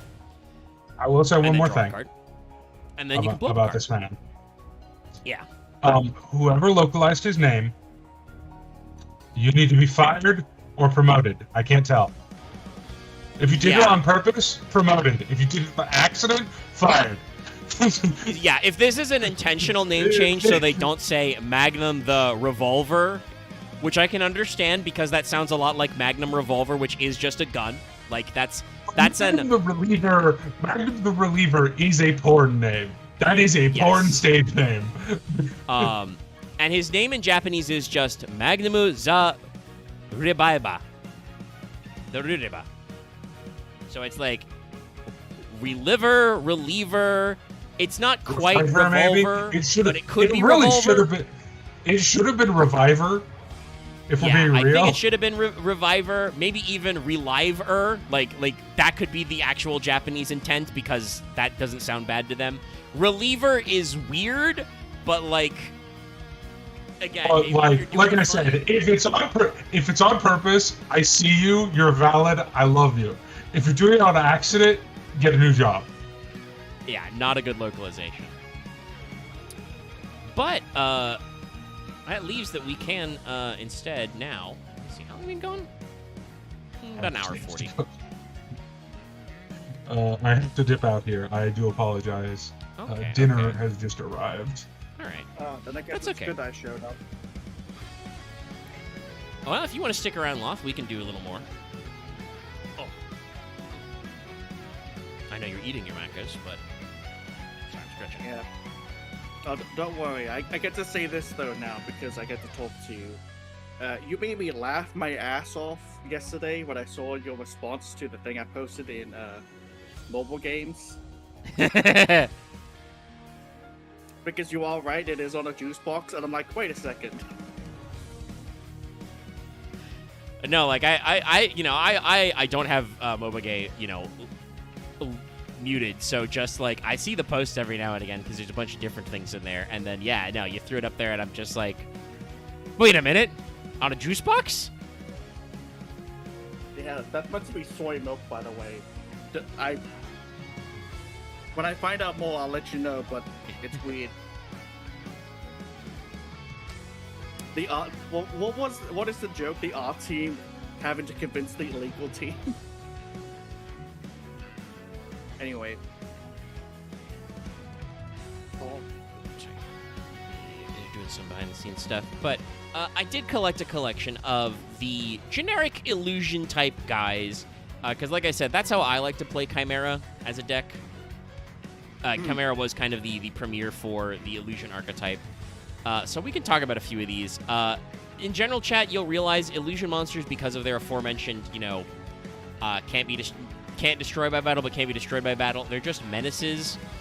But a lot of them are very funny to tech in, and you can do a lot with them. And it seems like Konami's going to do more with them later, though it seems like some of the newer cards they're thinking about are designing to lean into a different tri-type. So Chimera Fusion is Beast, Fiend, Illusion. The newer stuff seems like it's aiming for Fiend, Spellcaster, Illusion. But this guy is the emissary from the House of Wax. He looks like just a properly proportioned ghost trick. Yeah, he's just kind of a guy. I don't think he's a reference to anything in particular. He just has a cool name. Genrokan no Shisha. Which just means, emissary from the House of Wax. He's a weird little wax guy. I like him a lot. I love his weird face. His creepy jack-o'-lantern face. He's got candle hands and a candle head. He does, however, have the illusion eye in his necklace. That's cool. Oh, what the fuck was that guy's name? Lumiere from Yeah. Beauty and the Beast? Be our guest, be our guest. I don't remember the rest of the song, sorry. But he was pretty cool. This guy, again, if you, watch Yu-Gi-Oh! Content, you probably remember this guy because he's a menace in a lot of, sealed or limited series. This is a level 3 fire illusion, 800 attack, 1800 defense. When an opponent's monster declares an attack, you can't special summon this card from your hand. You can only use this effect once per turn. If this card battles, neither can be destroyed by that battle. And then at the end of your opponent's battle phase, you can activate this effect until the start of your opponent's next battle phase.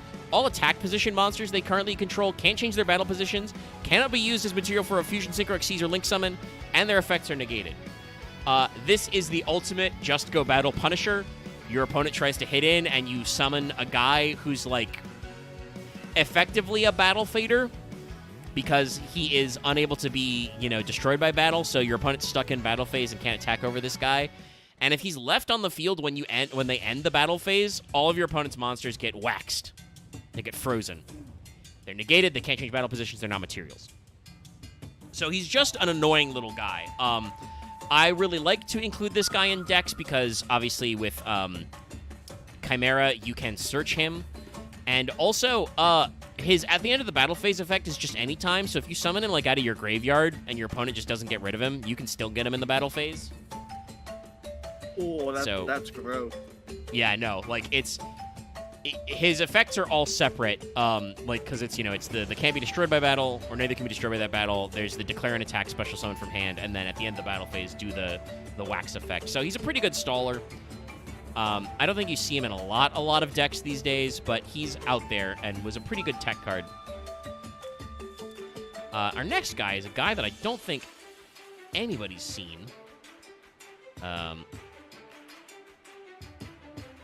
Yeah, he's not even gotten art, because he just came out in Maze of Muertos. He's not in Master Duel yet, but let me see if I can grab his art.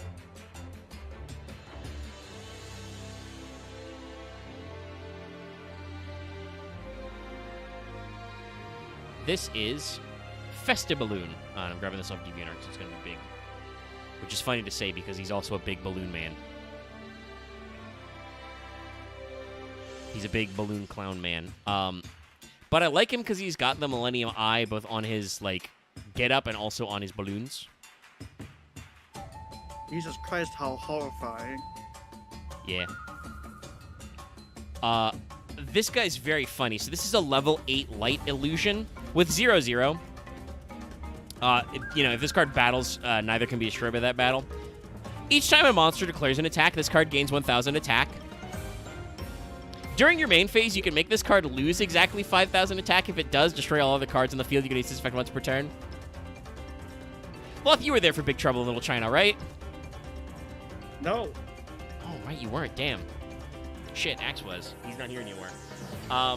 You received Big Trouble in Little China, actually? No, that's why I was so upset that I missed it.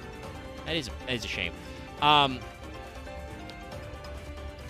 Then I was going to reference one of the mooks from that is a guy who inflates himself, and in the end of the movie, he explodes. I'm not kidding. Okay. Compared to the guy who can telekinetically jump real high and throw swords, and then a guy who is just... Well, I should say this the other way because Big Trouble in Little China's from the 80s. Raiden from Mortal Kombat is just him. But, yeah, that's Thunder is the guy who can inflate himself and get real strong. So, Festiballoon is just that meme. My plan is to blow up and act like I don't know nobody. I'm just thinking of the guy from Monty Python's Life of Brian. The fat guy. Sorry, itching my chin. But yeah, this guy's just like a random insert in Maze of Muertos. I don't think you could add him very easily to the cut because he's a level 8 with no special summon condition, but it's very funny. I love this kind of card design. Like, every time an attack is declared, it gains 1,000. So the idea is either your opponent declares a lot of attacks or you declare a lot of attacks, get him to 5k, and then he blows up the whole board. He pops. That's very funny. Yeah. It is just a, hey, you should really remove this guy, otherwise he will be a problem. Here's another guy who's got a great art, even though he's kind of a mediocre card. It's Golgoyle, the Steel Seismic Smasher.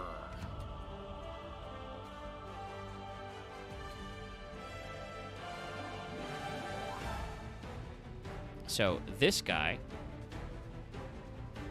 is based off of a An old school, old ass, dumbass card. I'll grab his art.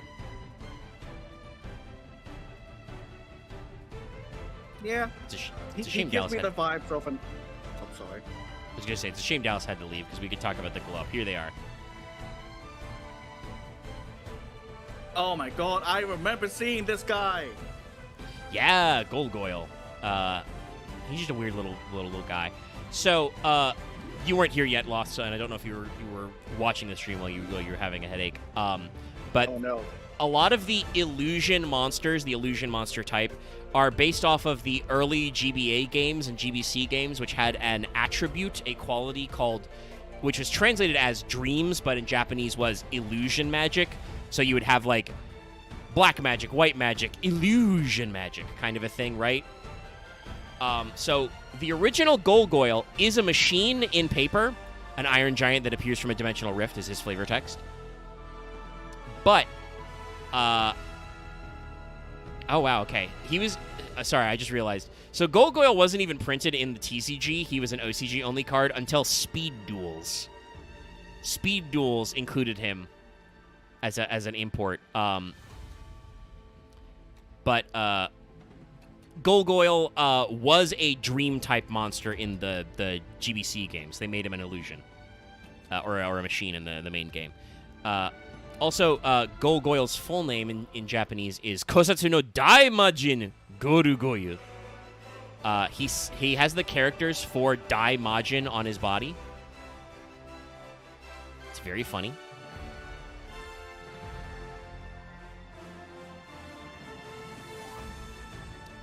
But yeah, he's a big giant guy. I see, and they kept it in both the card arts. I don't know why I'm pointing at my screen. You can't see my finger. Yeah, I'll move my cursor around. But the new version makes him look a little bigger, a little more dynamic, and adds the illusion eye. So, Golgoyle, the Steel Seismic Smasher, is an Earth Illusion level 10, 1800 attack, 3200 defense. Huge stat gains. If his card battles a monster, another can be destroyed. You can use defying effects once per turn. After damage calc, if your machine or illusion battles, target one monster that's banished in your graveyard, special summon it. If this card's banished from the field, you can special summon it. A very funny card. He's not that good. Like, he's got a huge ass, and that's very funny because he can't be destroyed in battle anyway. But, like, he has no inherent special summon condition. There's not that many ways to special summon illusions, and the result is, what, you just summon a big guy who helps out machines or illusions. There's probably a home for him, but he's not a super great guy. But he's very funny to do a retrain like that.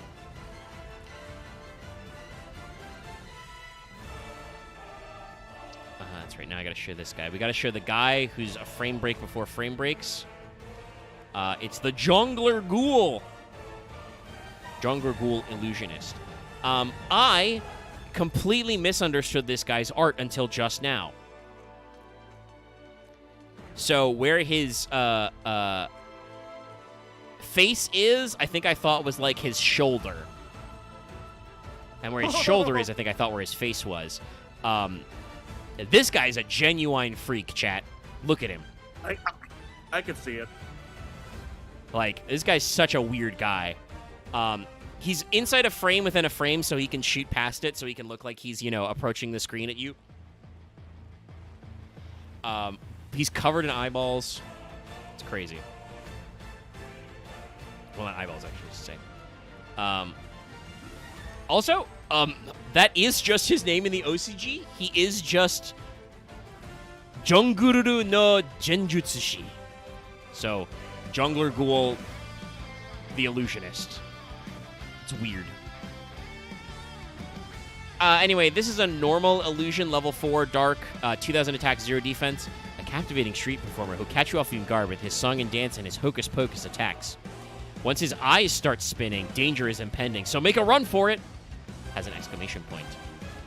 I mentioned earlier to chat, Loth wasn't here yet, but there was an argument that you might play the original Vanilla Gazelle in Chimera as a unexpected die target, just to get free bodies on board. Don't do that now. Now you can summon Jungler Ghoul Illusionist instead, and he's a 2k attacker. And you're kind of an OTK deck, so it works. You know what this guy actually makes me think of, Omega? What? I can't remember his full name, but the bad guy from Who Framed Roger Rabbit. Oh, yes, when he actually transforms, Judge Doom. I think it's Doom. Mm. When I killed your brother, it was just like this! Yeah, he's a weird guy. But yeah, Illusions have a 2K beater. That's, vanilla. That's cool. They've also got this fucking guy. This is another guy who's been added to the repertoire. This is Master Tao, the Exorcist.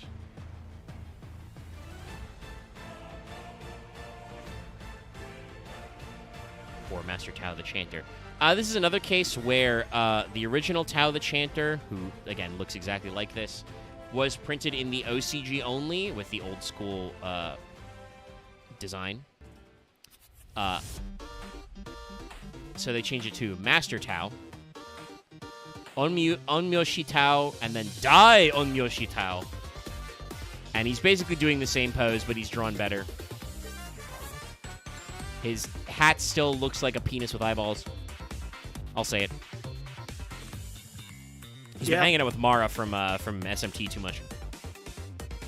Gives me vibes of a mix of Mara and the fucking basilisks from the Souls games.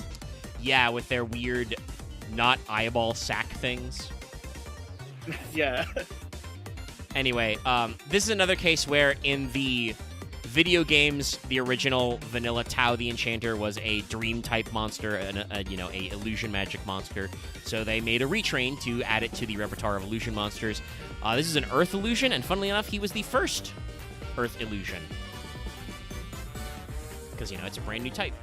1200 attack, 900 defense. If this card battles a monster, they can be destroyed. If this card's sent to the graveyard, target an illusion in your graveyard except Master Tao, special summon at defense position. You can't special summon the graveyard for the rest of this turn except illusions. You can use this effect once per turn. This is another guy who, goes in a lot of illusion decks as just an interesting extra body. It works in Chimera because it, sent to graveyard is a fusion, fusion material check. So you can play this as a guy who can give you more advantage on board. Now we're going to look at God's fluffiest creature. You know him. You love him. It's Moko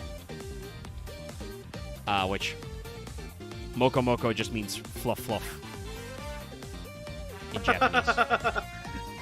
Even he's like, holy shit, what is this? Yeah. But yeah, he just means, fluffy fluffy. Just a weird little guy. Yep.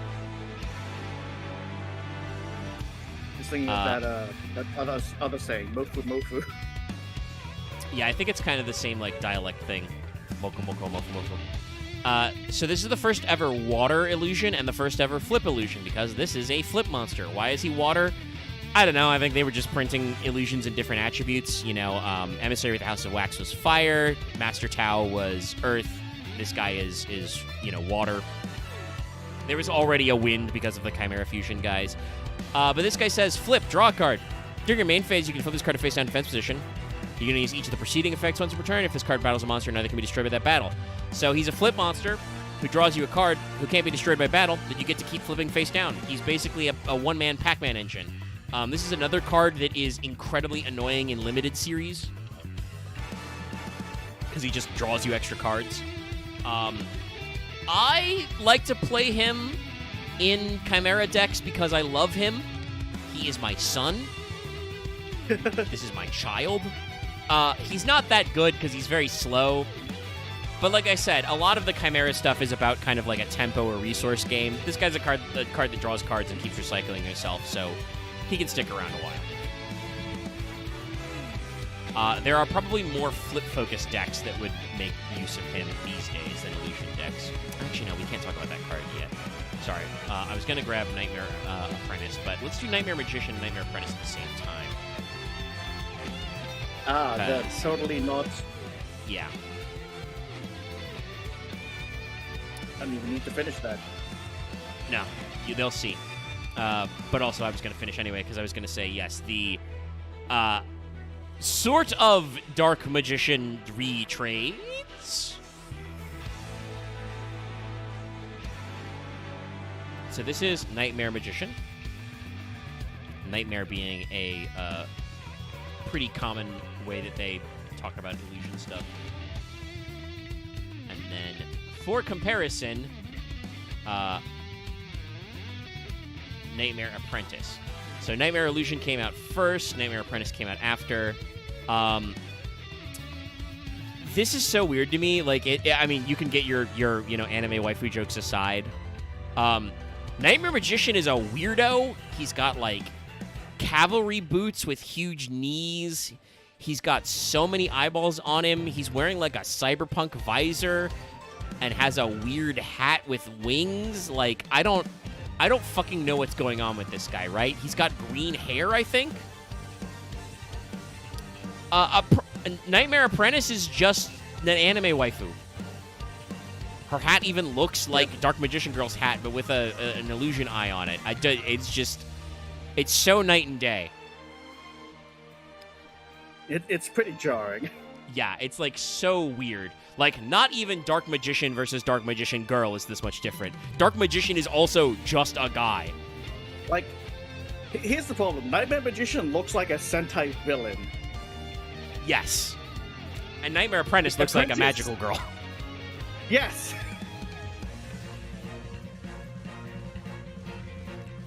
I'll also Like, say the difference in utility is also hilarious. So Nightmare Magician is a Dark Illusion level 7. He's got 25 2k, the same stats as Dark Magician.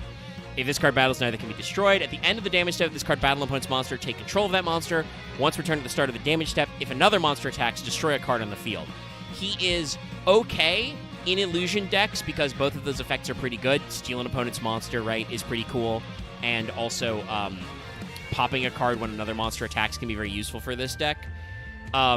And the amount of... That's, by the way, once returned at the start of the damage step, if another monster attacks, I cannot tell you the amount of times I've had a guy try to attack somebody who's not Nightmare Magician, and we just go, no, idiot, Nightmare Magician still triggers. He's still going to pop that guy. Don't do that. Like, people just don't realize how it works. But he's not amazing. Nightmare Apprentice is probably one of the mightiest generic illusion monsters they printed. She's 20 points on her own in Genesis. Oh, jeez. Like, if you wanted to run a full set of her, that's 60 points. That's over a third of your point value allowed. So she is a Dark Illusion level 6 with 2k, 1700, same base stats as Dark Magician Girl. You can special summon this card from your hand by discarding one card. Any one card. You can only special summon Nightmare Apprentice once returned this way. If this card battles a monster, neither can be destroyed. If this card is normal or special summoned, add an illusion from your deck to your hand, except Nightmare Apprentice. You can only use this effect once per turn. That's it. She's a incredibly free special summon, and she searches any illusion monster from your deck to your hand. Crazy good for the deck. Very good in Chimera, because she's a free special summon. Like, just all kinds of bee's knees of business. So, like, Nightmare Magician is cool, but you probably play, like, one of him. Usually what I do is I play one of him to send to Graveyard for some effect. You play 3 Nightmare Magician. Because she basically searches, like, all the best parts of your deck. You can use her to add a Coatl or a Mirror Sword Knight if you don't have them. You can use her to add an Emissary from the House of Wax if you need battle protection. There's all kinds of things you can do with her. Omega, if you don't mind me saying, just as a weird aside, it is so funny to me. You said that the bee's knees, as I just got in Trick Cow the Bond item from the bee character. Yeah, I did tab over to see that. I think I subconsciously said it as I was perceiving the images. But yeah, no, the Nightmare Apprentice. It's just like, why wouldn't you run her? No, like sometimes you play Nightmare Apprentice in decks that aren't illusion decks. They just happen to have like maybe 1 or 2 illusion monsters in them. Because again, she's summoned a level 6 by just discarding any card. And then hey, you know what? the discard is instantly replaced. You know what's a popular and powerful deck that may or may not have some illusions in it? Sorry, I'm tilting my head, questioningly. Like, I know, but you're going to say? It's more than likely going to be fucking Diabellstar. Yeah.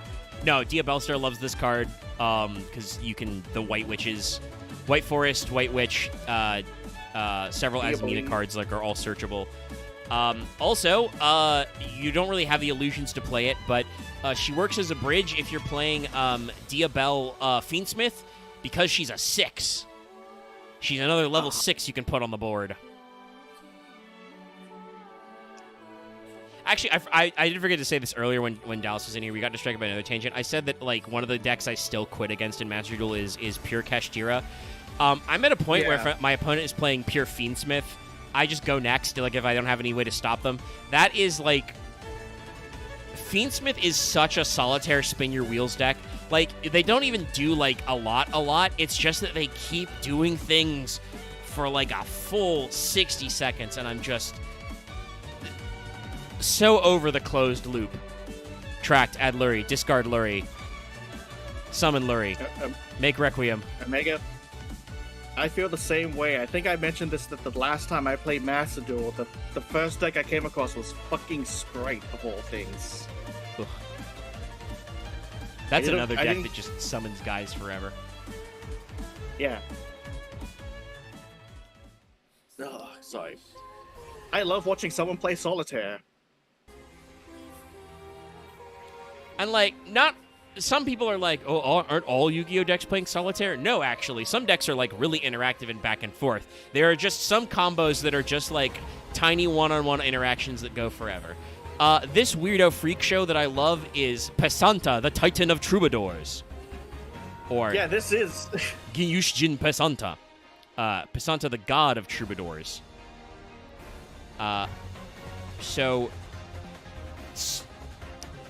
This is a really weird card. So, a Pesanta is a creature in Catalan, which is a region of Spain mythology, that's like it's basically a sleep paralysis demon.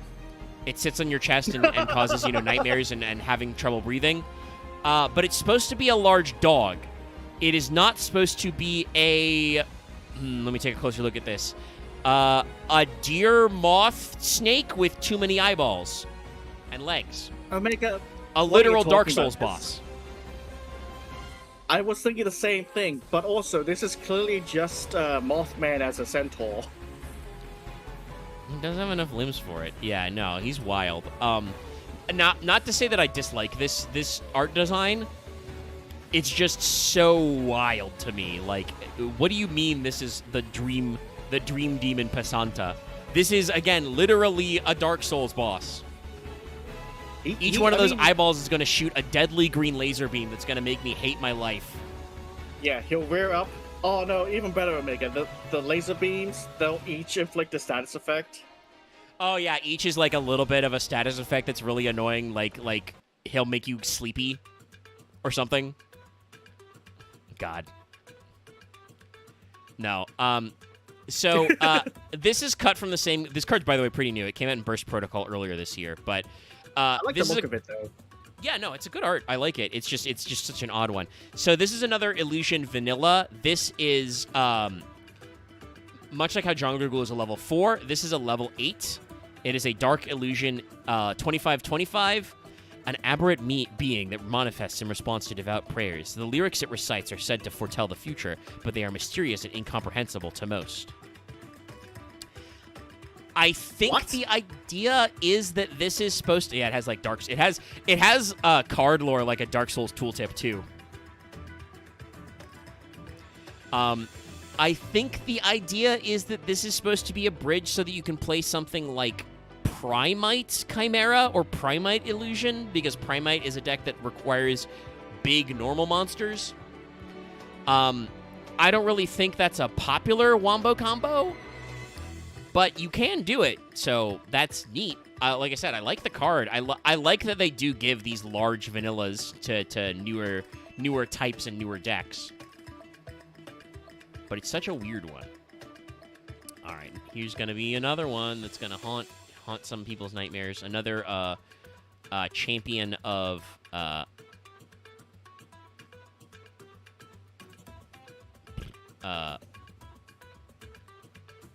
this limited series. Talons of Shurelain.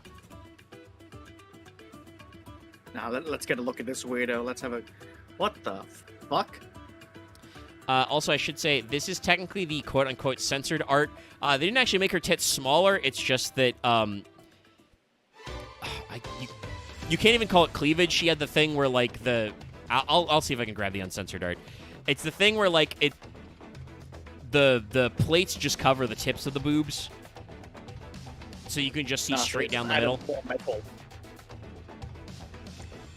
This gives vibes with a fucking weirdo Chimera thing from the Pyramid of Light movie.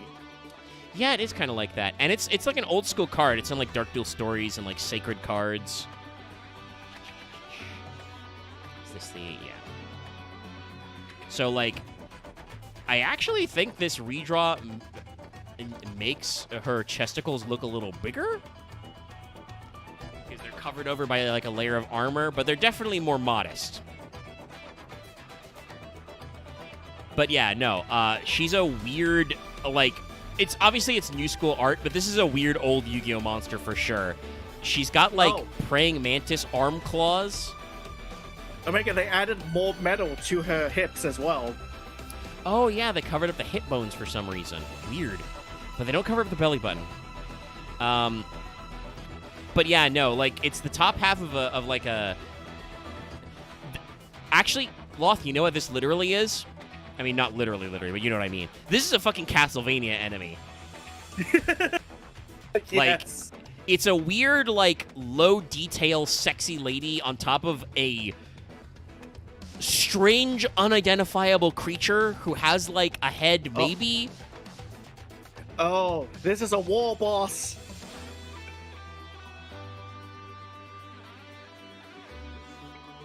Yeah, kind of.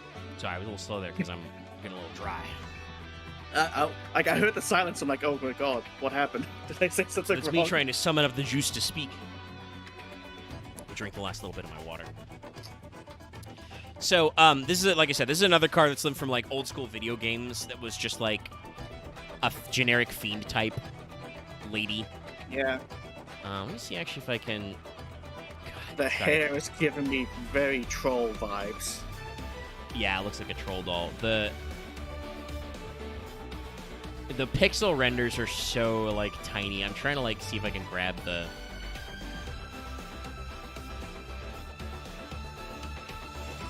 Like I said, I can show you, chat. You're not going to be able to see anything, though. But, like... I don't like that placement. Hold on, let us do it at the bottom. There you go. So, like, summon type dreams. It's a fiend, you know, dream attribute fiend. So they changed it to just an illusion.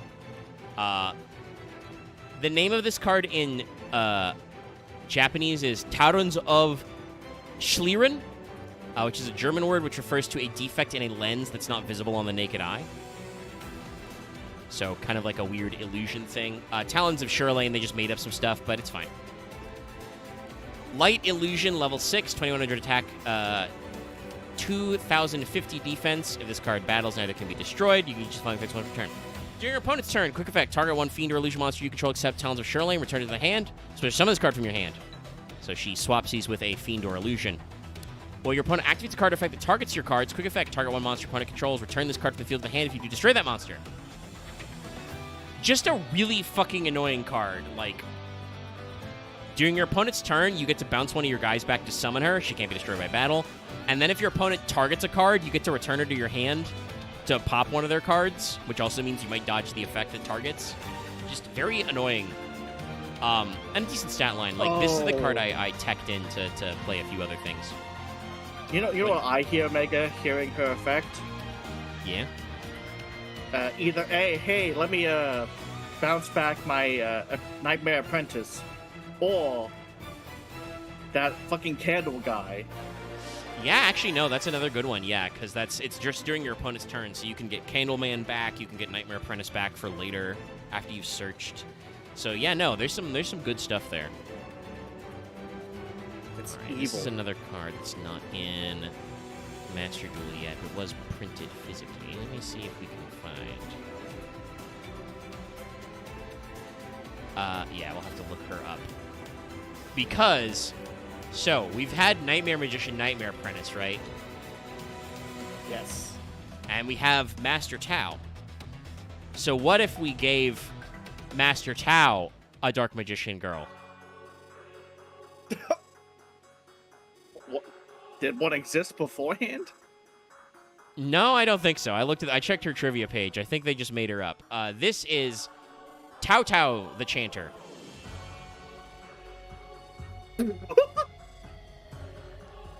Oh my god, that is such Yu-Gi-Oh! Waifu. I know, right? Oh my Onmyoshi god. Tao Tao. Yeah, no, this is just like, it's... I don't know what they're going for, but yeah, this is such like, we had a monster, and then we're like, make it a girl. So it's like, okay, she's got the goofy sleeves, she's got a cute face. What up? Fucking giant Band-Aid. Yeah, she does have a Band-Aid on her leg. Yeah. Good catch. Yeah. She has two, actually, but you can't see her other knee in the... Actually, no, you can see a little bit at the bottom. What? I'm trying to figure out what the fuck I'm looking at. Like, the problem I have, Omega, is that with her hairstyling, she looks like a Yu-Gi-Oh! Character, not a monster. Yeah, exactly. She has multicolored hair, big long hair. And it's also, her character design is kind of all over the place because she has, like, huge long sleeves, but then she's, like, the jacket ends and she's got, you know, bike shorts on and, like, sport shoes, like, flats. I don't get it. Like, she's not a sporty tomboy, but her bottom half is a sporty tomboy, if that makes any sense, gang. And she's got a weird mask. Anyway, this card is hypothetically important because this is the first illusion tuner. I am pretty sure there are no illusion synchros yet, but they have a tuner. She has a level 2 Earth illusion tuner, 900 attack, 600 defense. This card battles, nothing can be destroyed. If you take battle or effect damage, special summon one level 3 or higher illusion monster from your hand or graveyard. If you took 2,000 or more, you can summon from your deck or extra deck instead. You can use this effect once per turn. So yeah, no, this is a pretty good card. Like, she can't be destroyed, and she summons out other guys, so you can summon, obviously level 3 or higher means, you know, Master Tao, but also hand or graveyard. But isn't it... Hold on. Only if you take damage. So, from memory, these guys can't be destroyed usually by battle, but you still take the damage, right? But you still take the damage, yes, if they're in attack mode. Okay, good. So yeah, you could use this to crash into your opponent's monster and summon a guy from hand or graveyard for further plays. Also, remember, it's level 3 or higher, so this might actually be a good combo with Nightmare Magician, because he's 7, you know? Gives you a way to summon big-ass guys like... you know, we talked about them before, like a better way to summon Golgoyle, Festiballoon, Nightmare Magician, Pet Santa, the Titan of Troubadours, etc. And then if you take 2k or more damage, you can summon from deck or extra deck.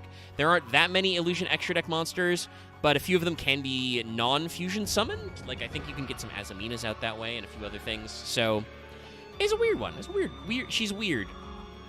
I don't hate her. Yeah. It's definitely another cool tool, and I like that they do have a tuner now. Oh, this guy's not even out in English. I'm just... The character design's all over the place. It's so weird. Yeah. Like, if it was just the face and the rest of her body was covered like Master Tao, that would be acceptable, but the fact that it felt like they just went, we gotta explode some leg or something. Yeah. They gotta appeal to the thigh gang with this tiny chicken strip. So, next we have, and like I said, this card's not out in English yet, but it will be next set. This is Transient Masquerader of Illusion. Okay, this looks pretty dope, though. Yeah, I know. This is a better one. Kind of going for like a classic Oni sort of thing, but having the eye everywhere. And we've got, masks and stuff. It's a pretty cool design. So, Transient Masquerader is a level 8 Earth Illusion. 2400 attack, 0 defense. If this card's normal or special, send a Fiend, Illusion, or Spellcaster from your deck to graveyard. Then change this card's type to the Scent Monster's type. You use this effect once per turn. If this card battles a monster, neither can be destroyed by battle. If this card's in your graveyard, banish a spell from your graveyard, special summon this card. You can only use this effect once per duel. Hold on, what did you say this guy's name was? Transient Masquerader of Illusion. What is his OCG name? Karisome no Genrenshi. Okay, because one look at this guy and all I can think of is this Toho character.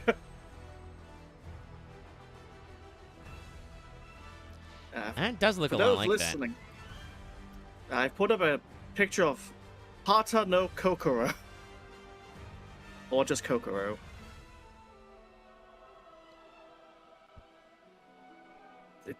First thing that comes to mind. I do like the outfit, though. It's... No, it's a good Sorry. design. No, it was just me Yeah.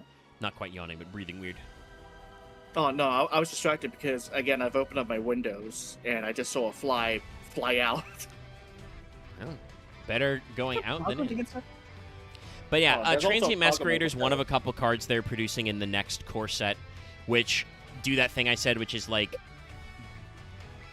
trying to do Fiend Illusion Spellcaster as opposed to Beast Fiend Illusion. But it's still an interesting card you might play in a few of these decks. Then we got UFO Light. UFO Raito. So you might actually pronounce it UFO Light if you want. Like the table. Yes. Oh, this is technically the first Fire Illusion monster. This came out before House of Wax. Its base name in Japanese also is written as Genjutsu Tomoshibi, Sundog Lamplight, and then Euphorite is its, like, other name. A Sundog is a bright spot next to the sun, which happens through, like, atmospheric stuff. It's called a Sundog. So it's a weird, illusory light stuff. Level 8 Fire Illusion, 15/15, so pretty low stats. Your opponent can target this card with card effects except during the battle phase. If this card battles a monster, neither can be destroyed. During the end phase, draw a card, then you must banish any number of cards from your hand. If you do, this card gains 500 attack for each. You can use this effect once per turn. This card's bad, but funny. It just makes me think of like an alternate form of UFO Roid. Yes, no, definitely. That's what I also always think when I see this card exists. I'm like, you mean UFO Roid? No, we mean UFO Light. Like I said, UFO Light is bad, but funny. I think like Festive Balloon is a much better idea for that. And for our last main deck guy, we're going to talk about... man, I don't even know. This guy's pretty cool, but he's pretty weird. This is Voiberiu, the Dragon Undertaker. Okay. You want to talk about Dark Souls bosses? Okay, hit me with it. How bad? Hold on. Okay.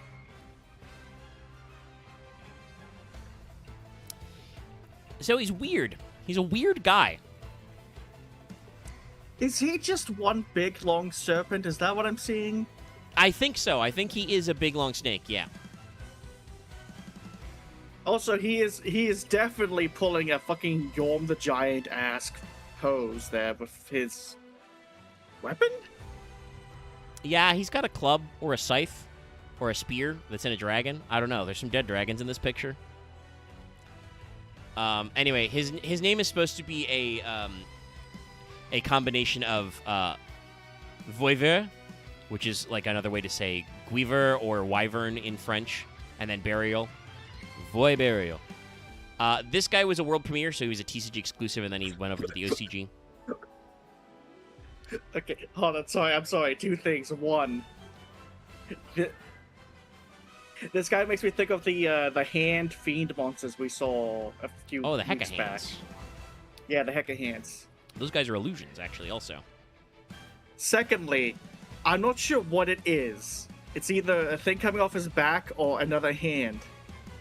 But it looks like he's doing the fucking thing where he's like doing the OK symbol with his hand, like, look over here. Oh, yeah. Sorry, that's me really yawning. He has a weird back spike that does have a hole in it, and I don't know why. Like, generally, this card's very sick, but it's definitely, like, the artist was not expecting you to see it this close, you know? Anyway, especially him, like, caressing a dead dragon. yeah, he's, like, petting a dragon. I don't know. It's weird. This is a Dark Illusion, level 10, 3k attack, 0 defense. If this card battles a monster, neither can be destroyed.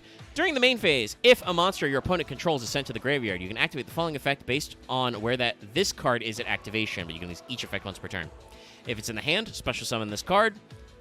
Field, make one effect monster your opponent controls lose 1500 attack. If its attack becomes 0, you can destroy it.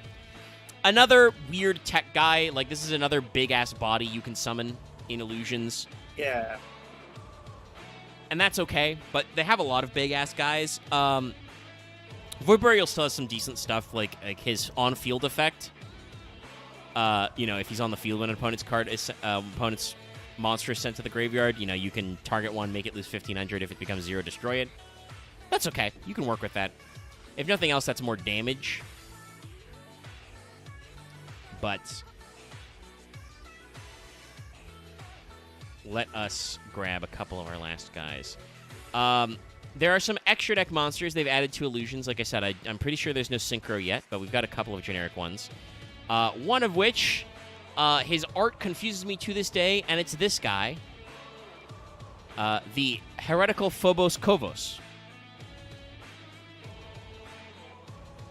A name that sounds funny to say, but also the first part makes you think he's part of Hieratics. No, not Hieratical. Heretical.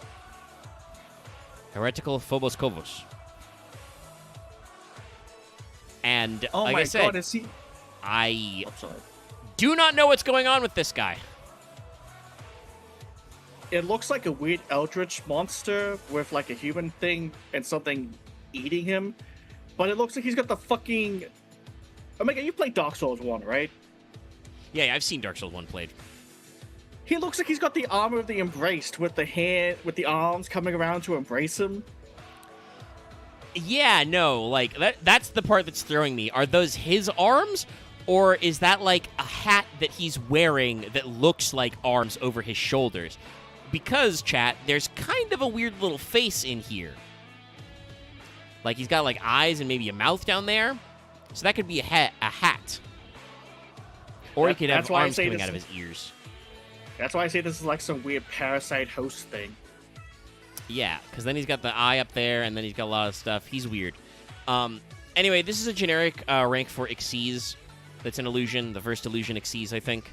Might be the only illusion Xyz. I don't think there are any other in archetypes.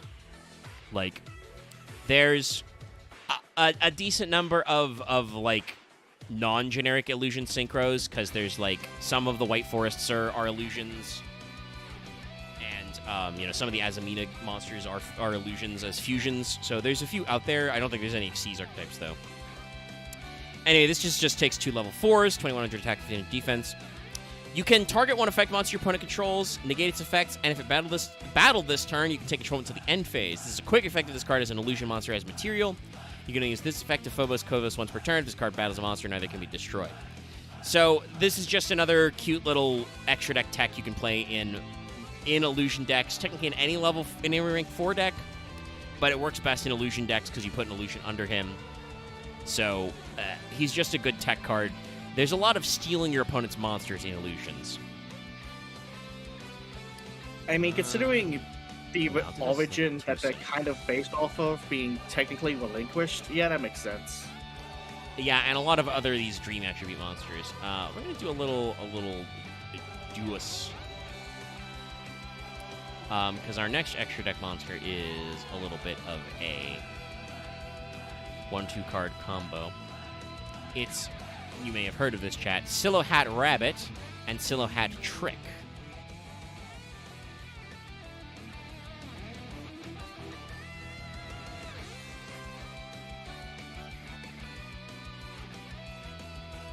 Yep, waiting for the other card.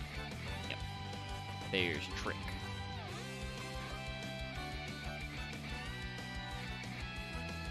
Right, I remember this guy was released, and then my first thought was, it's the magical hat rabbit. I mean, kind of. For different reasons, though. So, Yep. Silhouette Rabbit, who also, by the way, his full name in the OCG is much longer. It's Kagehoshi Topo Hato Hair. So it's Top Hat Hair, the Silhouette Magician. I think Silhouette Rabbit works the better. They both work, honestly. Yeah. But this is a Silhouette Rabbit's the first illusion link monster. It's a Link 2 light illusion, 1500 attack. 2 effect monsters. If this card's battle monster, neither can be destroyed, and then you can only use each of the following effects once per turn. If this card's link summoned, you can set 1 continuous trap from your deck with an effect that special summons itself as a monster, and this card can't be used as link material. If this card in the spell and trap zone is special summoned to a monster zone, target a spell and trap your opponent controls, destroy it. If a card in the spell and trap zone, is special summoned to a monster zone. So, Silhouette Rabbit is good in a lot of illusion decks, but also he's good in a lot of decks that play trap monsters. You can play him in Millennium, because you special summon a lot of monsters from the spell and trap zone. They become continuous spells and get Hey, summoned. guys. Yeah. Centurion. Yeah, Centurion's another one. Just any 2 effect monsters. So, he's super generic. I honestly find it, I don't know why I do, because they don't have the colors for it. I just look at these shadow guys and just think they're gonna pull a barbershop quartet on me. Yeah, I don't know. They're doing a bunch of different stuff. And if you're curious, gang, Silhouette Trick, which counts because it's an effect-related, an illusion-related trap, which is just called Kageboshi Silhouette. So that is a trap card that special summons this card as an effect monster, Illusion Dark, level 4, 1500 attack, 600 defense. With the following effects, it is still a trap. If this card's special summoned, target face-up cards your opponent controls up to the number of illusions you control and negate them.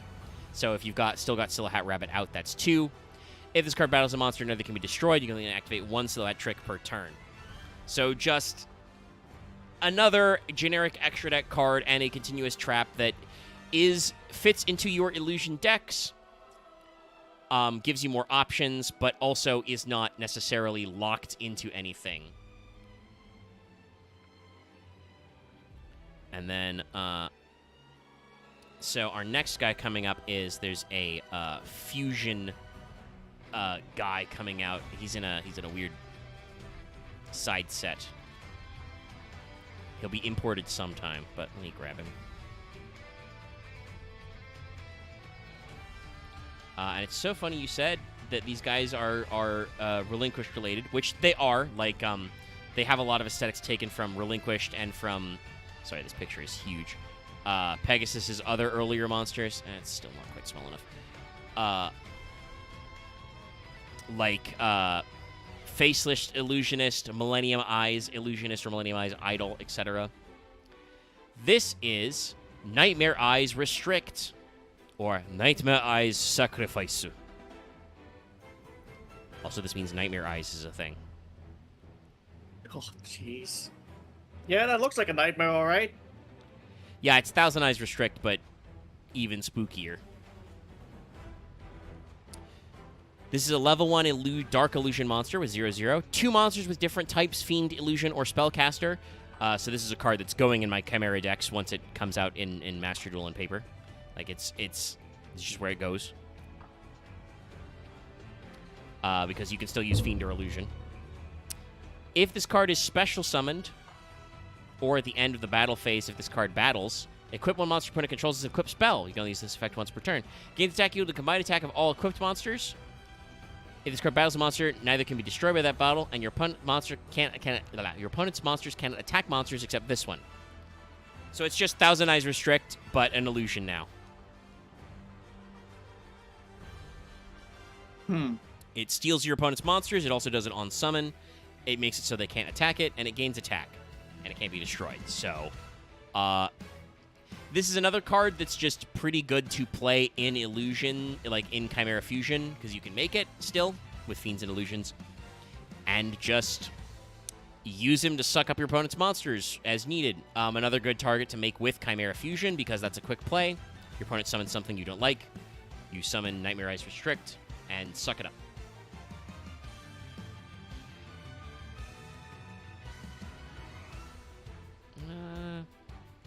There's a couple of spell cards, but I kind of want to... How am I going? 2.5? I kind of want to just leave it off there because they're not that important and the eyes aren't that good. There's a Illusion Mirror Force and a couple of other generic cards. But yeah, so this has been Chimeras and generic illusions. More stuff coming. We're doing some interesting things. Like I said, there are some people out there who are illusion haters who are just like upset at illusions. They're fucking wrong. Illusions are core to Yu-Gi-Oh! They're older than some Yu-Gi-Oh! Players, since they're from the Game Boy Color era. All kinds of stuff.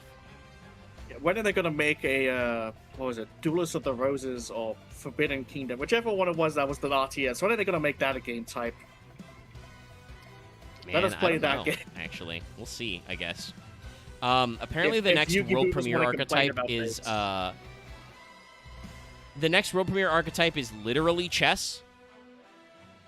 Yeah, let's go. Please Like, be interesting. I don't know if they'll be good, but they at least sound like they're interesting. I think the way they described it, because they described them before they've previewed them, you like put cards in your put them in your spell and trap zone first. You promote them to your monster zone, but you can also give them to your opponent. If their effect to give them to your opponent makes its way back to you, they get another effect. They, like if a pawn crosses all the way over, you get a higher level monster. So, like, Yes. they're definitely doing some weird stuff, and we don't know the effects yet, so we got to see if they're good. But yeah, that's a Honestly, TCG exclusive archetype coming out. my first thought was that when they attack, it would be at like angles or something. They can't attack a monster in front of them. It's got to be at an angle. You might be. I mean, you can. Sorry, I yawned again. You weird. can do an effect that way. I don't know if that's good, but that would be very funny for zone placement. Yeah. Oh, sorry, I just realized, is that a weird mask face at the top left of Nightmare Eyes Restrict? Yeah, no, he has the weird masked beast face on his back. Why is it on his back? Also, in terms of yelling at Konami, the masked beasts, retrain those. Those are a Battle City archetype. They're in the manga. They suck butt, but was a really interesting idea. You should absolutely retrain those guys. Sorry, for Omega, I've Too captured it and put it in our favorite Portrayal chat. It gives Big King Crimson vibes. It does. It is Epitaph. Do not worry, Doppio. I have given you my special power, Epitaph. Oh my You're so god. good. But okay, gang. That'll be a wrap for that episode. Thanks for joining me. Thanks for all the different boys joining me, as we had a little bit of a rotating cast that time. Yeah, like a round next robin. week, I believe we'll be back on our bullshit, and we're going to be talking about the classics, the original flavors, the Egyptian god cards. Because in the TCG, they released 2 Egyptian god card structure decks for some reason, and they weren't good. Also, I think for the first time ever, the Obelisk one was the worst. Like, the Slifer What? stuff they did wasn't good, but at least it was something. And they did, like, Arcana, like, face card stuff earlier, too. The Obelisk one didn't really add any good new cards. Like, they didn't do any good new stuff for Obelisk, so it's just bad. Oh, that's painful to hear. Usually Obelisk ends up coming out the best. Yeah, no, like, so it's weird.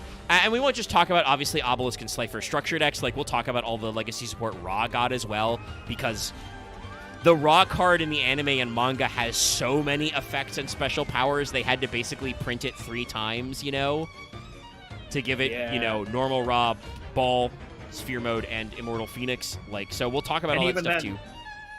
Yeah, and all the other stuff they added just to make Raw playable and usable. Yeah. So, yeah, it's a whole thingus, but we'll talk about all that next week. If you want to add into polls like this one, because this was last month's poll pick, you can vote in the poll on our Patreon, Sports for 5 It Up. Don't forget to like, comment, and subscribe to stuff. Check us out tomorrow for Final Fantasy XIV. And if you didn't see it, Lucky and I started streaming Okami yesterday. Please check out the Okami VOD. I think that's everything I got going on, so I'll see you guys next Tim. Bye-bye, everybody. Bye. Yep, bye.